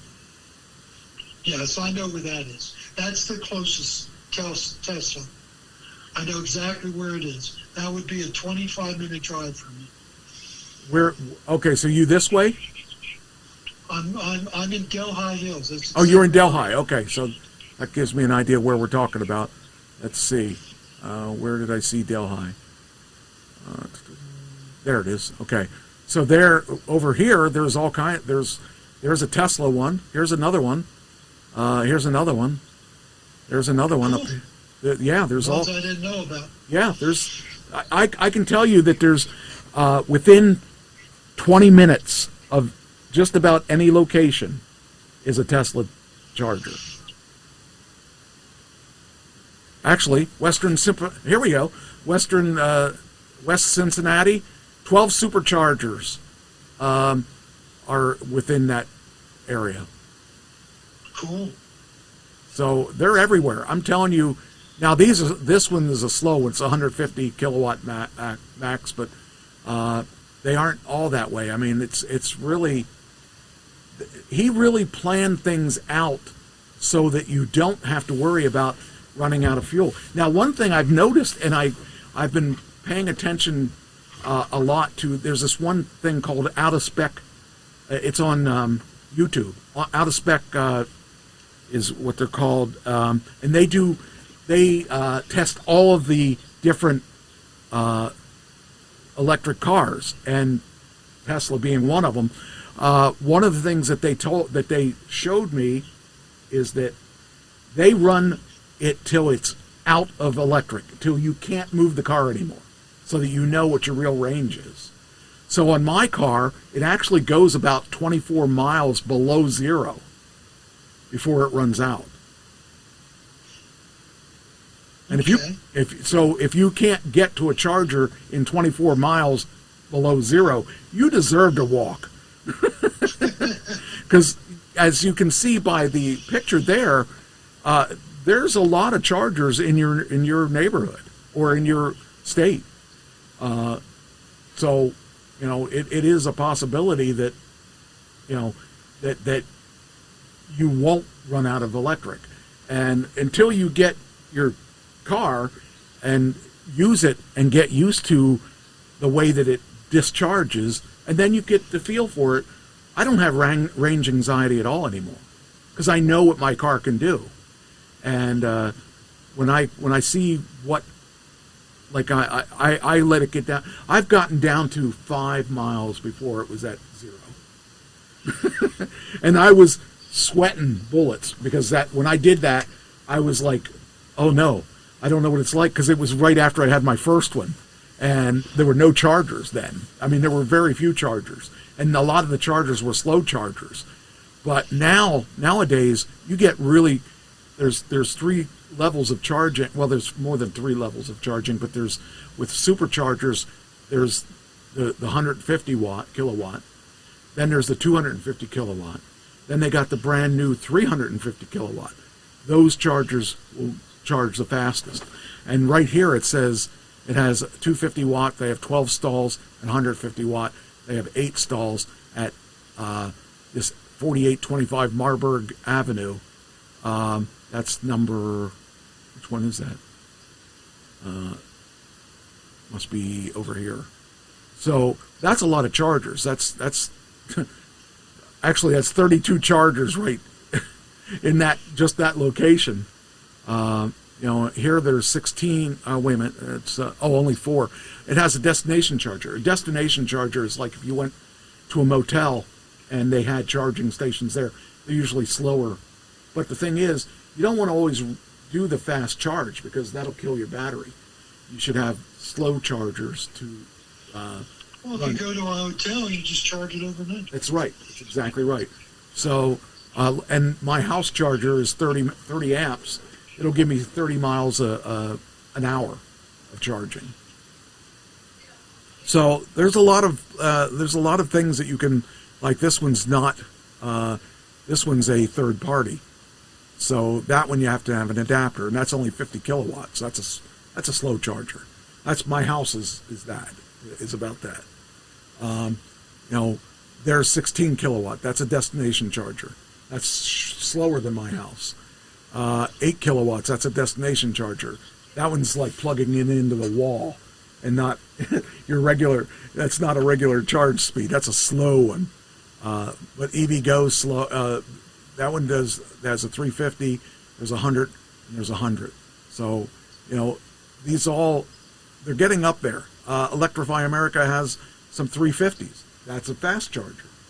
So, I mean, there are chargers all around you. You just don't see them because you're not looking for them.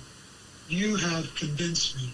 Yeah. That I'm telling you, I love. An EV vehicle is the way to go. And next time we're in a buying a car mode, I'm going to be looking.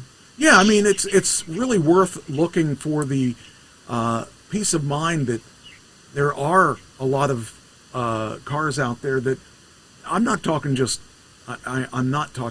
Tesla. I'm a Tesla lover, but I'm talking about just for the whole environment, and they're reliable. I've not had it. I mean, the problems that I saw with the Lucid was strictly fixable. All the things that they had, it's not a quality issue, it's a learning program. They're not at the point where they're coming out with a car that is not going to have bugs. Tesla is the only one that's at that stage. Rivian is too. Rivian's pretty good too. I actually looked at Rivian too because they have a nice pickup. I was looking at getting a pickup. I don't know how many times I wished that I had some kind of truck to haul things around, but for the most part, my SUV is good. But there are a few times that it's not. It'd be better to have a pickup. So, but anyway, that was the answer to the question as to whether or not it relied on the computer to all that stuff. So yeah, that's interesting. Yeah. All right. Continue. I have one other thing, just one thing to talk about. Okay. Biden's extravagant pension is the largest of any president in history. Oh. And even more than he earned as president. Oh, wow. He makes $417,000 a year, just his pension alone. Wow. He only made $400,000 as president. Huh. Now, how did this happen? He has two pension funds. One from being vice president, and one from being president. Plus, he has one from being a senator. Oh, yeah. Wow. And they all add up to $417,000. Wow. We're in the wrong business. We are in the wrong business. Oh, man. That's crazy. Barack Obama is $17,000 less than Biden. Wow. Well, I mean, they did their duty, I guess. I mean, that seems like a lot. I don't know. I don't think our senators and congressmen should be in the business of becoming millionaires. Yeah. I have mixed feelings about all that stuff. I don't know. I mean, I don't know. I don't know what I think about that. That's a lot of money. I wish I had that big of a pension.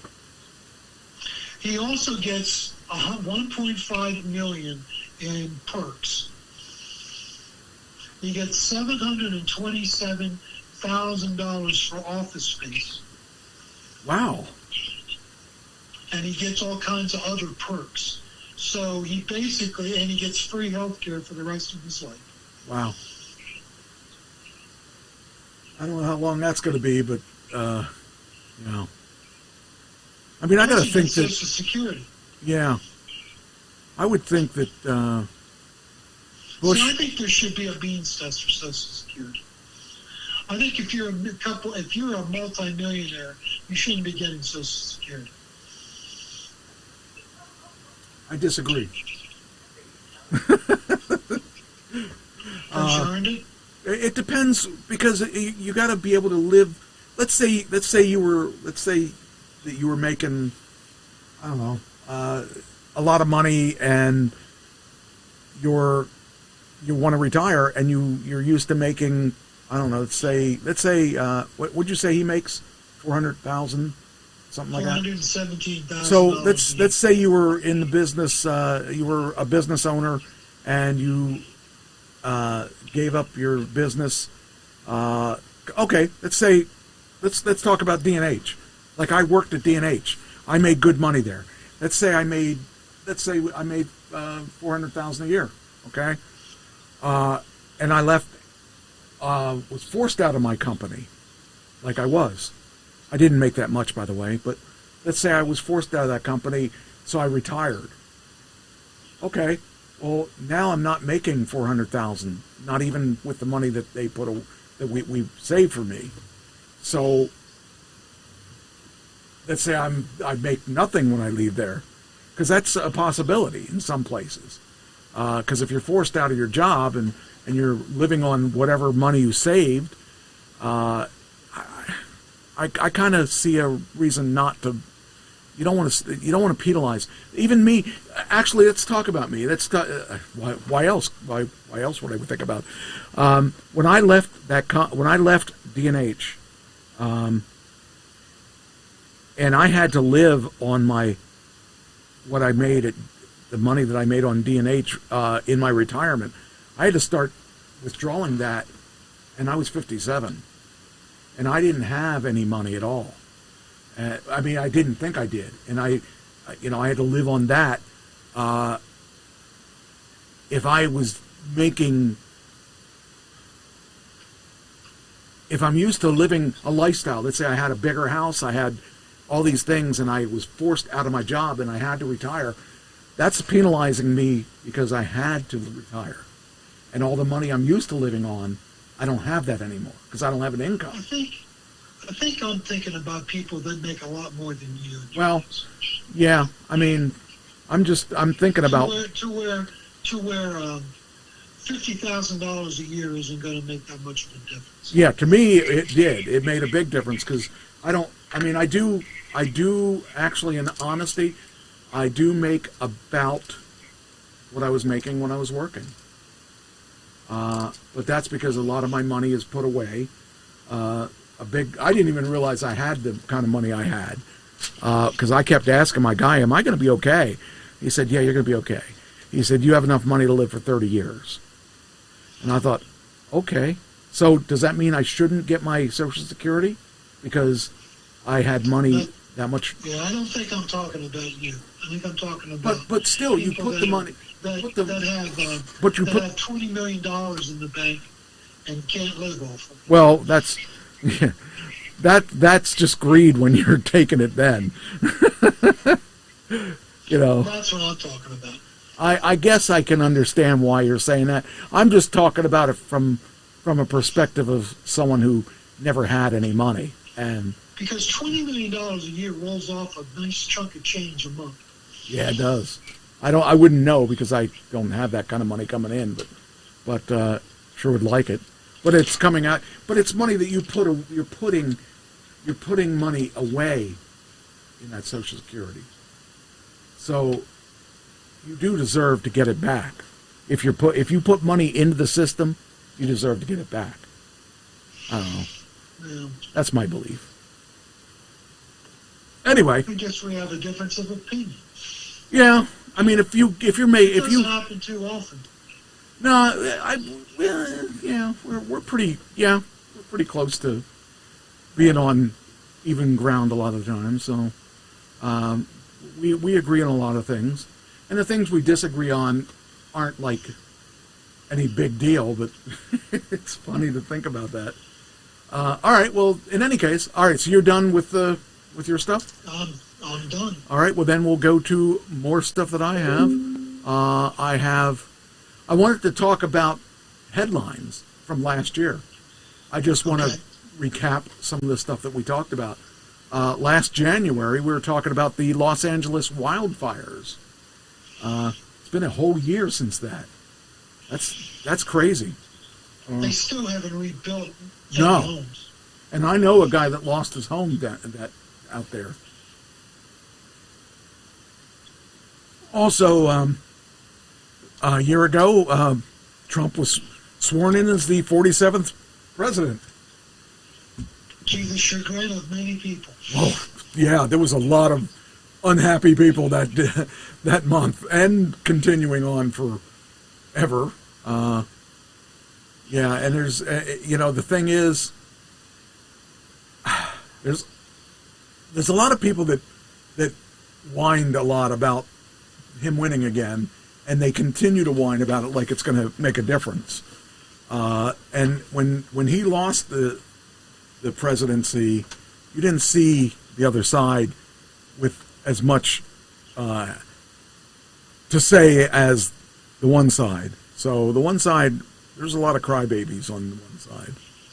So the astronauts in March returned to Earth. Didn't they? Yeah, okay. I was going to say that's the one where they were stranded for 9 months out in the. Rescued them. Yeah, the U.S. of course came to the rescue. No, it was Musk. Huh? Oh yeah. Musk came to the rescue. Yeah, with the SpaceX. Yes. So yeah, that was kind of wild. That was in spring, April. That was between January and March. That all happened. Between April and June, tariffs and trade agreements. The U.S. unveiled a broad set of Libertarian Day tariffs and on most imports and higher reciprocal rates on select countries. The measures, along with ongoing trade negotiations, reshaped the global trade flows. He was the first one to actually stick to his guns and do what he said he was going to do. I don't know how long he sleeps, but it can't be very long because he's constantly 4 to 4.5 hours. Yeah, that guy. He I've never seen anybody work as hard as him. So whether you like him or hate him, he really does work hard. He sleeps as long as Biden naps. Or as long as Biden was awake. Then Pope Francis passed away April 22nd of a stroke and irreversible heart failure. So that was and then September to July through September. Well, actually May, I lost my identity twice. Yes, you did. That was sucky. That really sucked. In fact, I was talking about that with somebody today.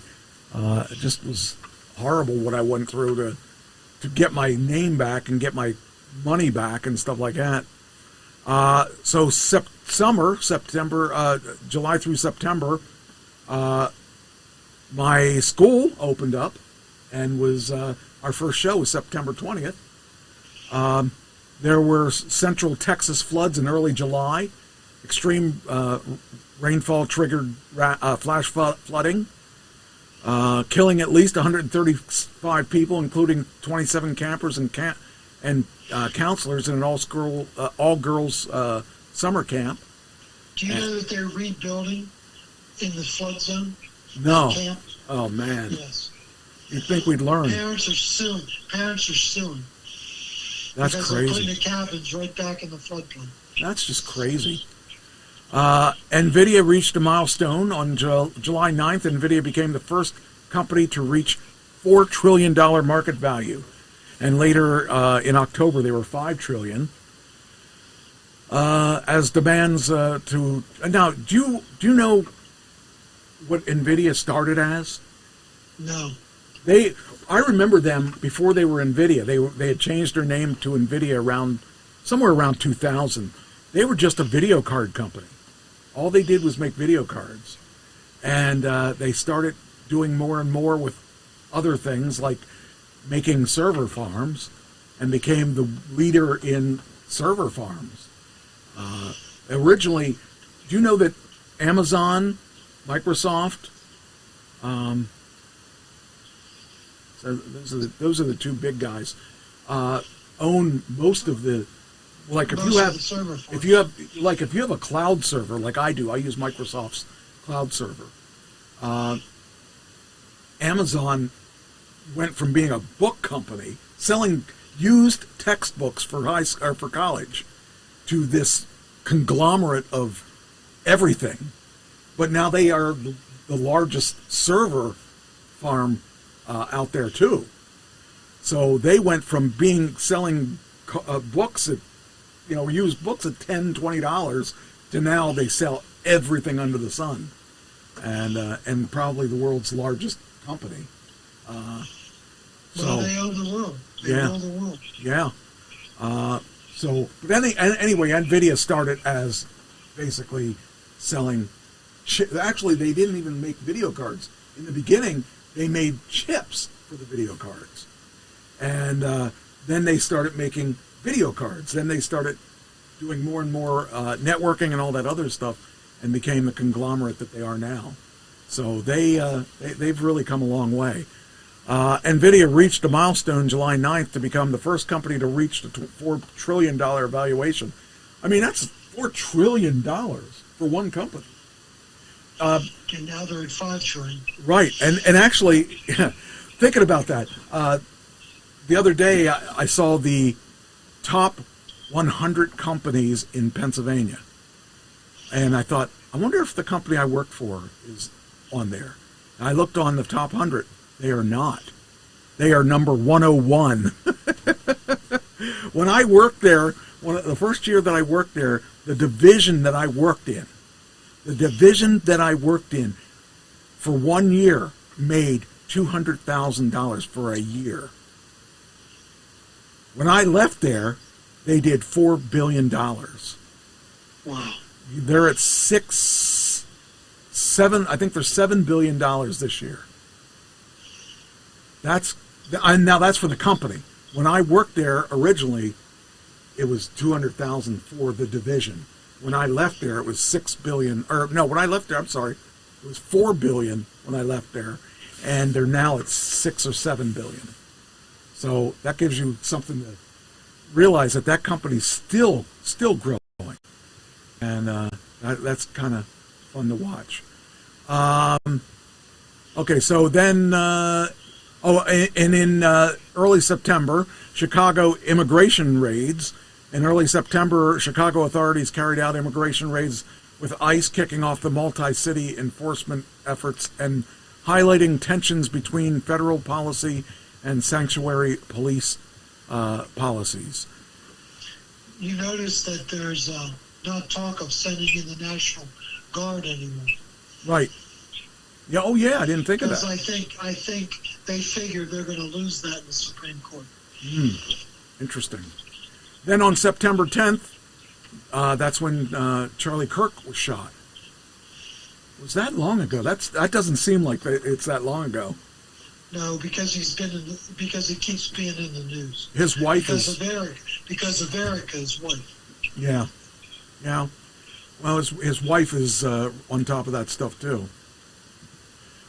Then fall, October to December, Nobel Peace Prize on October 10th. Venezuelan opposition leader Maria Corina Machado received a Nobel Peace Prize for her efforts promoting democratic rights and peaceful political change in Venezuela. Then there was a museum heist, the Louvre museum heist on October 19th. Thieves stole 8 pieces of French crown jewels from Louvre, Paris, estimated at $100 million in one of the museum's most significant security breaches in decades. Then October to November 12th, the federal government was shut down for a 43-day shutdown, and about 900,000 federal employees were furloughed. And then gene therapy breakthrough. One-of-a-kind gene therapy appears to have reversed Hunter syndrome in a 3-year-old boy, offering hope for treating the rare, fatal genetic disease that current therapies cannot fully address. So that is just the biggest headlines in 2025. And guess who didn't win a Nobel Peace Prize? Well, I didn't. I didn't either. But what famous person didn't win? The same guy that wants to be the only guy I've ever seen that is politicking to get everything, like the Trump, what's it called? The Trump Arch. The Trump Arch and all that stuff. Yeah, I mean. Kennedy Center. Yes, that's what I was thinking of. Oh, that guy. I mean, talk about an ego. I mean, I appreciate what he's been doing, but does he have to have that big of an ego to... Well, I guess you don't get to where he is if you don't have an ego. I guess. The New Year's... But he's just larger than most. Yes. New Year's countdown with more than 360,000 glasses of sparkling wine was consumed, and over 500,000 Americans gathered with friends and family to ring in the new year. Roughly 1 million people historically pack into New York City's Times Square to watch a crystal ball drop from one Times Square as midnight approaches, a tradition that began on New Year's Eve 1907. This year marks the debut of the 9th and largest ball, adorned with 5,280 crystals weighing about 12,350 pounds. For the first time, the ball was lit and relit and dropped again at approximately 12:04 a.m. In anticipation for the U.S.'s 250... Whoa, what was that? I think my chair... I must have been... That was weird. I don't know what happened there. I think my chair just broke or something. For the first time, the ball will be relit and dropped again at approximately 12:04 in anticipation for the U.S.'s 250th anniversary of July 4th, 2026. Elsewhere in the U.S., communities put their own spins on the tradition, from jumbo shrimp drop in Florida to a potato drop in Idaho. Celebrations vary widely around the world, too, with wave jumping in Brazil and onion calendars in Romania. So there's a bunch of traditions. Let's see here. Let me see what this is. I think it was one thing. There it is. Let's see. I thought I had a list of different things that people used. I don't see it. Okay, let's see here. It says here... Oh, celebrations vary widely. That might be it. Yeah, here we go. Wearing white while jumping into the ocean in Brazil was one of the New Year's traditions. And eating lucky foods. Let's see. In Portugal, Spain, and countries in Latin America such as Colombia, it says... for example, 12 grapes or raisins in Italy, 12 spoonfuls of lentils, one with each of the 12 chimes at the clock of midnight. Germans prefer marzipan shaped into a pig for luck, whereas in the Netherlands, people eat oliebollen, rounds of fried dough. Estonians eat 7, 9, or even 12 times on New Year's Eve, as they believe each meal consumed, the person gains strength of that many people the following year. In Scotland, the party starts at this is no big surprise to me. The party starts at December 29th and ends New Year's Day. Lots of alcohol, I'm sure.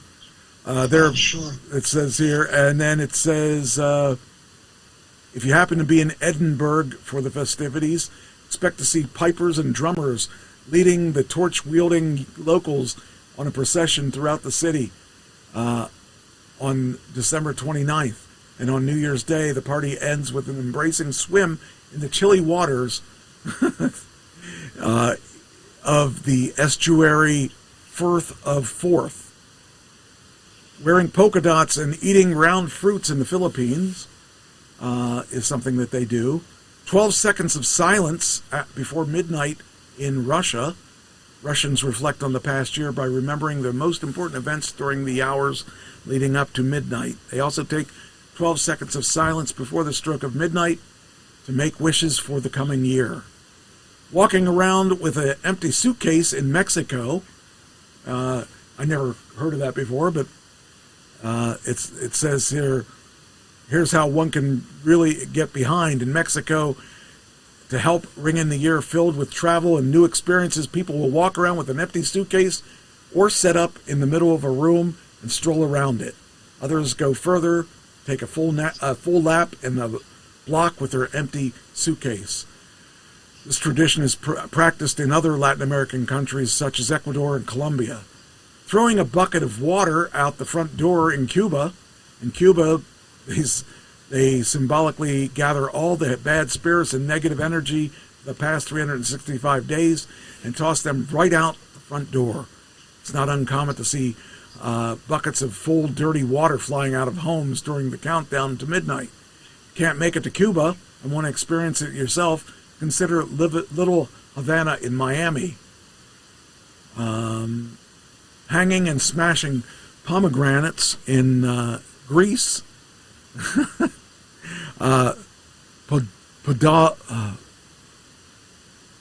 Podarico in a Greek custom that roughly translates to good foot, aims to bring good luck at the start of the year. Before the holiday, households will hang pomegranates believed to be a sign of luck, prosperity, and fertility from their door. Then on New Year's Eve, just before midnight, everyone will shut off the lights and leave the house so they can send a lucky individual to be the first to re-enter the house. Right foot first. You got to be right foot first. Right foot. Yep. Put your right foot forward. Yeah, I guess so. When done correctly, it brings family good fortune for the year. Afterward, a second person will take the pomegranate in their right hand and smash it against the door just to see how much luck. The more juicy, the more luck. Says melting lead to predict the future in Germany and Austria. In Austria, Germany, the German-speaking part of Switzerland, it's customary to do Bleigefien, literally lead pouring. This is a practice of heating small pieces of lead or tin, then casting them in cold water and making a prediction for the new year. And the shapes that form, for instance, if a ball forms, luck will roll your way. If you want to do this at your home, search Bleigefien kit, which will have all the supplies you need. Searching for the man with many noses in Spain. In the Catalonia region of North Spain, special characters appear on the last day of the year.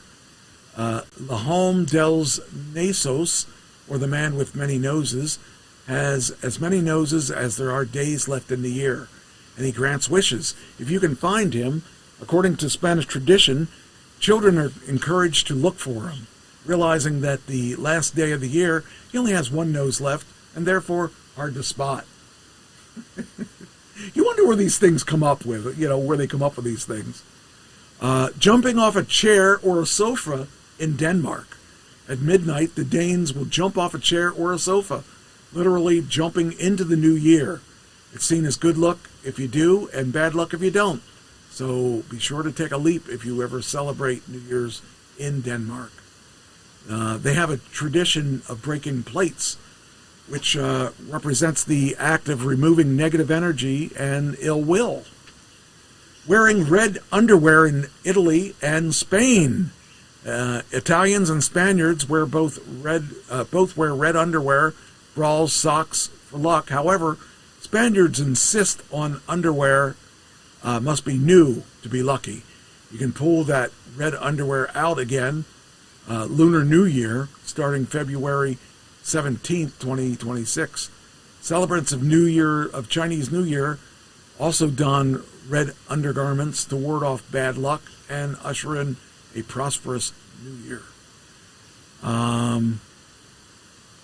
In Japan, they use lucky amulets. It says visiting a temple for lucky amulets in Japan. Japan's New Year's traditions have a wholesome focus. Shogatsu, which is New Year, is usually celebrated with a visit to the local temple to exchange last year's lucky amulets for new ones. Afterwards, people will feast on traditional New Year's foods such as prawns, believed to bring a long life, kombu, edible kelp, whose name sounds similar to yoku kubu, meaning to be delighted, and herring roe, to produce fertility. And lastly, Ireland. The Irish have several New Year's traditions, such as banging the outside walls of their houses with bread to keep away bad luck and evil spirits, starting the year with spotless, freshly cleaned home. But one of the most well-known setting, an additional plate at the dinner table for any loved ones lost in the prior year. So there you go. There we are. That's a lot of weird stuff, but it's weird to us, but not to them, I guess. That's exactly right. Weird to us, not to them. Yeah. Then, what do we got here? We got... Okay, so I can get rid of all this. New Year's countdown stuff. Beyonce becomes the fifth billionaire musician after her recent Cowboy Carter album and tour. That's crazy to think about. Billionaire as a musician. I think I missed my calling. Well, isn't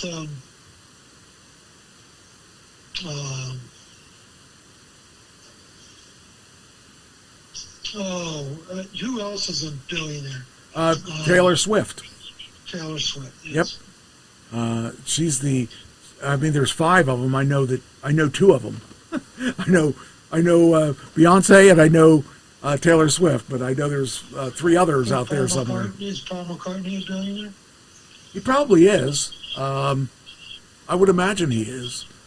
I mean, as long as he's been doing it, he probably deserves it more than anybody. Who's getting the royalties? It depends. Is that Yoko Ono? Is that Yoko? Is that Michael Jackson's estate? Well, didn't they sell their catalog?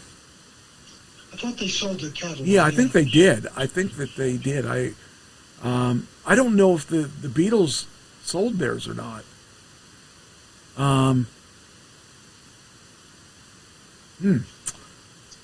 It's a good question. I don't really know. I don't know the answer to that. Let's find out for next week. That's an interesting question. Yeah, it is. It's a very interesting question. Then, let's see here. Okay, so that one's gone. So we're done with that. I'm cleaning up here. Get my stuff. Okay. Now you were a drinker at one point. I don't think you are now. Not a drinker now, no. Do you know there's a beer that's illegal in 15 states? Because of the high alcohol content? Yes. You know what it is? No. Samuel Adams. Samuel Adams? Yes. It's illegal in 15 states. Let's see if yours is. Let's see if it says what states. Take a look here. Oh, I guess I need to get this back up here. All right. Boston Beer Company, Maltsy Boozy Samuel Adams Utopia's Brew is back. and it's reached new heights. 30% alcohol by volume. A pioneer of craft beer movement, Boston Beer began selling Samuel Adams Boston Lager in 1985 and has produced barrel-aged Extreme Utopia's beer biannually since 2001. But this year's edition is the strongest ever. The past three releases, 2019, 2021, and 2023, all weighed in at 28% ABV. What's ABV? Alcohol per volume, maybe. Okay. Utopias have gotten a lot of attention over the years because of its strength. Makes it illegal in 15 states. High-powered ale. Utopia's a blend of vintages which have been aged up to 30 years, some of it in barrels and casks that previously held Irish whiskey, cognac, ruby port, and scotch. Beer's not aged, is it? I guess Samuel Adams is. Huh. I thought beer is made and sold. Yeah, I didn't think of that either. That's interesting. Rich flavors that surpass typical beers. This edition has layered flavors of caramel, oak, dried fruit, smoke, and subtle citrus. The brewer said that in a news release. It says, when we began the Utopia's journey over 30 years ago, we set out to explore the limits of what beer could be, and the reaching 30% is a remarkable milestone for Utopias. Not the number itself, but for what it represents, the relentless pursuit of craft without compromise. Each vintage bottle reflects decades of experimentation, innovation, collaboration, delivering a sipping experience that is truly unparalleled and collectible, memorable, and worth the wait. So I think it's dangerous to have that much alcohol, though. That, people that are alcoholics won't even. I mean, I'm sure that they don't even think about stuff like that, but I would think that would be dangerous to give to an alcoholic. All right. Any alcoholic beverage is dangerous to give to an alcoholic, but Samuel Adams would get to their desired place quicker with Samuel Adams than any other beer. So, you used to watch. You've watched Seinfeld, right? Yeah. You're familiar with the characters. Yeah. How would Seinfeld characters handle money in 2025? Would they be doing okay? Seinfeld would. No, I'm not talking about the actual people that were on that character, but the actual characters. Like, how would George have done? How would have Kramer? Yeah, Kramer. Do you think they would have done well? I don't think Kramer would have done well. Okay, let's find out. George Costanza. It says, let's see. The characters from Seinfeld, which ran from 1989 to 98, would likely be retired now. According to IMDb, Jerry's character was 35 when the show started in 1989. Elaine was 27. George was 31. Kramer was never specified, was believed to be the oldest, more likely 40 when the show began. So, let's take a look at the characters and how they'd be handling their money today. To say that George was cheap would be an understatement. The guy who ordered the least costly envelopes for his wedding invitations which resulted in his fiance's death when she licked the tainted glue. It's likely that George tried to save diligently for his retirement, making sure he got full company match at every job that had a 401k.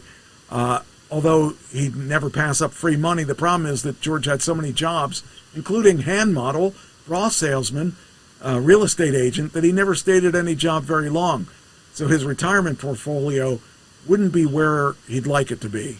Even in retirement, George would have a side hustle and would still be earning money. George's pet peeve in 2025 would be the tip screen at the coffee shop register. When presented with the option to leave a tip for a takeout, he likely selects custom tip and puts 25 cents in because you can't tip zero. Jerry is the only character on the show to not only have a steady job, but have the same job the actor has in real life, stand-up comedian. Had the character's life followed the same trajectory as the actor's, he would be a billionaire today. According to Forbes, Jerry Seinfeld would be worth $1.1 billion. While it's safe to say he could easily retire, Jerry still works doing stand-up shows around the country. He and his wife are active active people. In 1999, Jerry started the Seinfeld Family Foundation, which supports children's health and education, as well as the arts. Jerry's wife, Jessica, is the founder and chair of Good Plus, which provides tangible goods to under-resourced families with the aim ending multi-generational poverty. Elaine, how would she do? You think she did well? Elaine didn't work steady, so I don't know. Okay. At 63, she would still be working as a copywriter and editor. A senior copywriter and editor in New York makes $142,000 a year, according to Glassdoor. And Elaine is a healthy 401 at this point. She'd also probably be married, someone who's older than she is and who's maybe wealthy. Elaine's influence would contrast with her somewhat precarious financial situation in the show. But old habits die hard. Elaine probably thrives on negotiating a good deal and still spends a lot of time choosing the perfect gift. Cosmos Kramer. Kramer had a series of jobs on the show, none of which lasted very long. Fans theorize that he had an inheritance that he lived off of. The oldest of the characters would certainly be retired in 2025. But his personality is such that he probably still working some sort of side hustle. He probably has no 401k, but he probably doesn't need it. I think that's it. So, yeah, that's probably fairly accurate. I don't know that Kramer would still be alive because he was always doing... He didn't take care of himself. Yeah, and he wasn't the smartest cookie. All right, let's see what else I got here.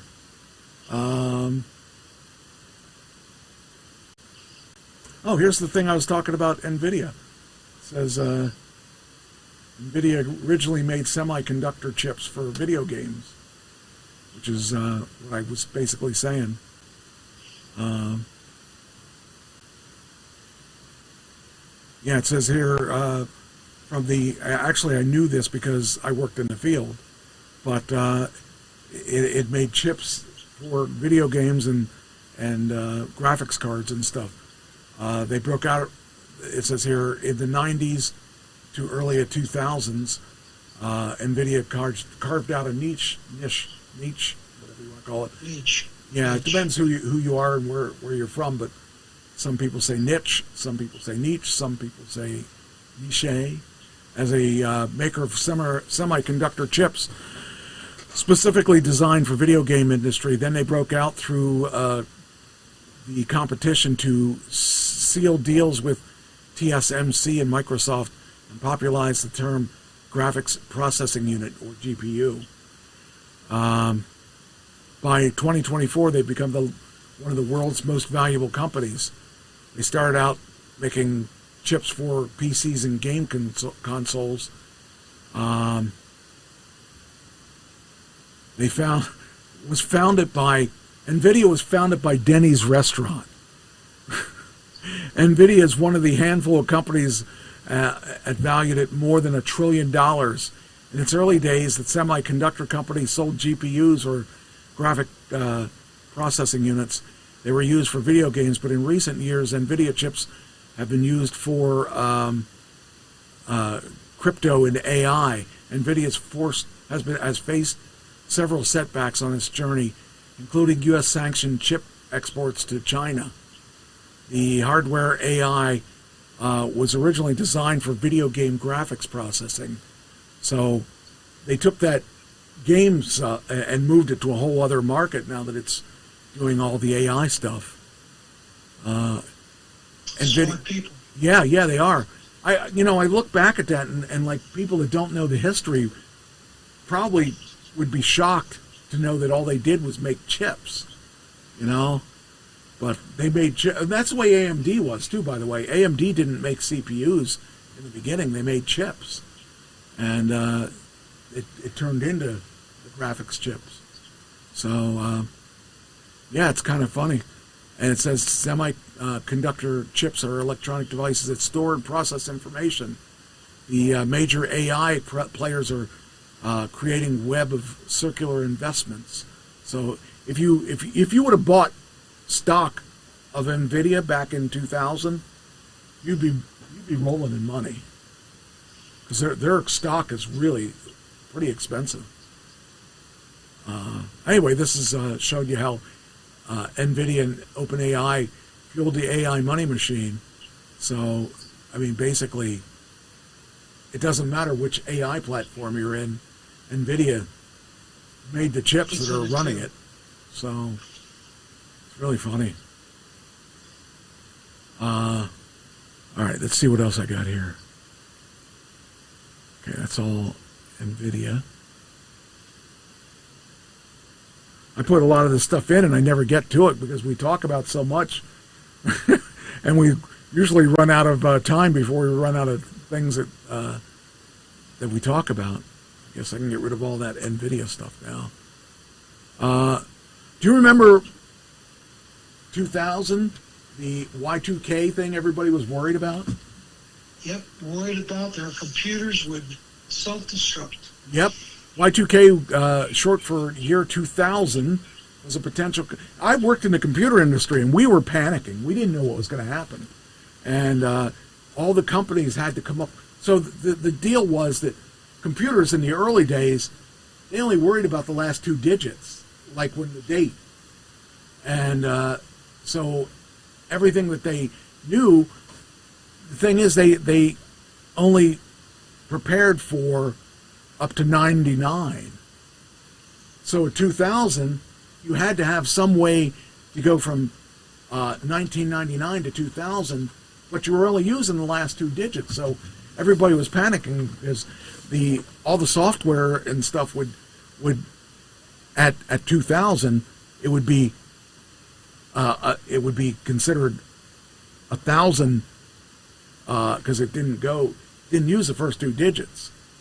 So, actually, it would have been 100. Is that right? Yeah, 1999. Yeah, so it would have gone back to 001. So the whole world would be year 001 again. So all the manufacturers that made computers, nobody was prepared for this. Nobody expected us to ever hit. Nobody prepared for 2000, and so all the computers, everything would be past due. All the rents and stuff, everything that used the computer would have screwed everybody. But everybody was racing to figure out an answer for this because nobody thought about this till 2 years before. Yeah. Then everybody was panicking because what are we going to do when it gets 2000 and everything goes back to 001? And so that was a major thing and I remember how much everybody was panicking. It was crazy. Here it is. It says here. Everyone was scared that it was going to. It says Y2K was short for year 2000. Was a potential computer bug that caused how dates were formatted in older software, and to save memory space, they did that because they were originally like 4-bit computers, then 8-bit computers, but they were 16, and then they were 32, and then they were 64-bit. So they could now do that stuff that they couldn't do way back then. So it was kind of funny that we had this terror that all of our computers. Nobody knew what was going to happen. Nobody knew if the banking system would, what would happen if the banks lost your income. You don't know what you made. So all these issues came, and everybody was scared of what was going to happen next. So, in fact, Time Magazine ran a cover story, "The End of the World," as we know it. Party's over, out of time, from 1999 by the Millennial Prophet, formerly known as Prince. Actually, he said, "Party like 1999." It was funny. Oh, man. So this is talking about, says, to understand what it means to make your home truly millennial ready, you have to visit the Eckert's home in Lisbon, Ohio. Bruce Eckert, 44, an automation technician at Daimler Chrysler. His wife, Diane, 41, and their 11-year-old daughter, Danielle, are models for apocalyptic pluck. It's not just gas-powered home generator they bought just in case the massive power failures. It's the year's supply of dehydrated food in their basement, or the stockpiles of canned chicken chow mein. It's the waterbed. It's the collapse of public utilities. It's one of the big worries among Y2K angst. You know who one of the smartest people was during that time was Chris Jericho. He came out as Y2J. he capitalized on that, But it's just funny when you think about how something that little could have destroyed our country because nobody knew what was going on. Uh-oh, did I lose you? No, I'm here. Okay. Whew, you scared me because that happened last week. I was like, we have a repeat of last week here. Anyway, it's just kind of funny when you think about how something as simple as that, how our technology could have actually destroyed us if we hadn't fixed that. Because nobody would have had our bills and stuff in line and all that. Nobody would have known what was the right thing to do and all that. So, I kind of was thinking about that the other day. So there were, do you remember the shooting, Uvalde shooting? Yes. Okay, the trial was set to, I think it's, when did it start? It started today? I don't know. Hold on, I'm going to pull it up.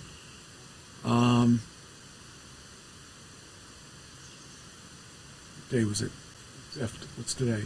Okay, so it was scheduled to start yesterday. Nearly 4 years ago, 4 years after the gunman killed 19 students and 2 teachers in Texas elementary school, a jury is set to decide whether the police officer should be held criminally responsible in connection with one of the world's worst shootings in American history. So the story is that the police officer could have stopped him, but the first officers at Robb Elementary, where the gunman killed 19 students and 2 teachers, Gonzalez allegedly failed to control or confront the gunman despite knowing his location, allowing roughly 77 minutes to pass before a tactical team led the federal agents killed the shooter. A guilty verdict for Gonzalez would mark the first time a police officer is held criminally accountable. Do you think he should have been held criminally responsible? In the military, they shoot you if you're a coward. Okay. In the Old West, the cavalry used to paint you with a yellow stripe down your back and make you walk into town as a coward. Well, yeah, that would probably be. Man, I don't know what I would do with that guy, because I mean, how do you? I know you pay. 19 people died because he was a coward. Yeah. He should go to jail for that. I mean, I realize that there were a lot of people that died because of him. And I don't know why he froze, but 77 minutes is a long time. And 29 counts of child abandonment. I don't know. I don't know what I would have done myself, because I mean, I wouldn't have been in that position because I'm a coward. So that's the way I look at it. People rise to the occasion usually. Yeah. And he didn't. And he didn't. And I think you should pay for it. Well, that's the question that we're going to have answered to We're going to have an answer to it, yep. GameStop users have this was yesterday, 24 hours now before the store's gone. I remember when GameStop was like the place to go to buy the newest computers or the newest games. And now they're done. They're saying goodbye. Man, that's something to think. And they also own ThinkGeek. I remember ThinkGeek. ThinkGeek was cool because they had these little things that were you couldn't buy anywhere else. They were just gimmick stuff, but they were cool. In fact, I bought a couple. I have these shirts. One has a keyboard on it, and you can play the keyboard on your chest. One has a guitar. You can play the guitar on your chest. They had neat little things like that. That's gone now too. Also, according to what I've read recently, hold on here.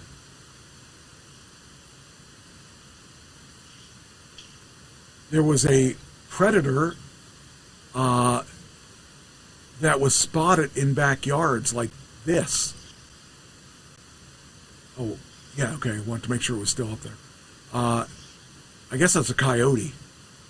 So they're seeing more and more coyotes, which is kind of scary. Says residents of Philadelphia suburbs to the rolling hills of the Alleghenies are on high alert this winter following a brazen predator sighting in residential areas. While Pennsylvania has always been home to elusive wildlife, the Pennsylvania Game Commission and local police departments are reporting an increased amount of predators, specifically eastern coyotes and resurgent fisher, showing a startling lack of fear around human dwellings. So we might actually start seeing or hearing more about these things coming out. So 2 years ago in the winter, there was reports of coyotes near Delhi Hills. Wow. And so when I put my dogs out in the middle of the night, I go out with my pistol. Yeah. And I'd stand with them with my pistol. That's crazy. They're getting braver, though, if they're coming into town and hanging out. So I think that may be the last. Let's see if there's anything.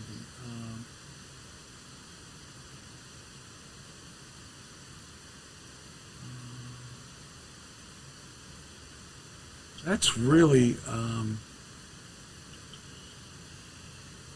maybe the rest of the stuff isn't time sensitive, so we can end it here. So what do you think? I think it was a good night. I think it was a good night too. It's awesome to be able to put together like shows like this on a regular basis, and I really appreciate your contributions to the show. It's come a long way since you joined, and I appreciate you. Thank you. I love being here. I love contributing. Yeah, it's awesome. So. And I actually like you, which is rare. Yeah, well, I mean, I like the little people too. That's why I have you on. Anyway, I have more stuff that'll, as we go, we're going to be talking about who knows what. This year's going to be an interesting year. Yeah. All right. Anything else you want to say? Take care, folks, and good night. All right. That sounds good to me, and I will, as soon as I figure out what's going on here, I've got to switch over to one of these. Come on. Hurry up. Why is it taking so long? I have this saved as, I do. Oh, I do have it. Okay, so we can do it this way. All right, this one up.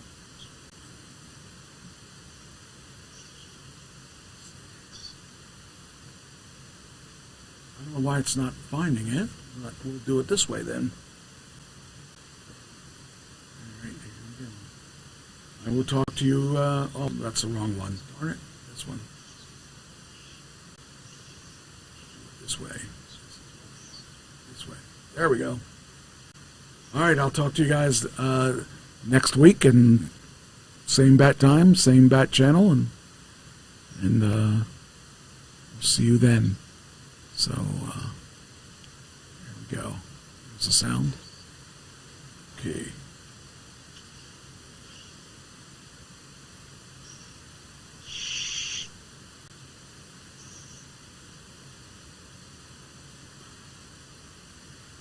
I think it's playing.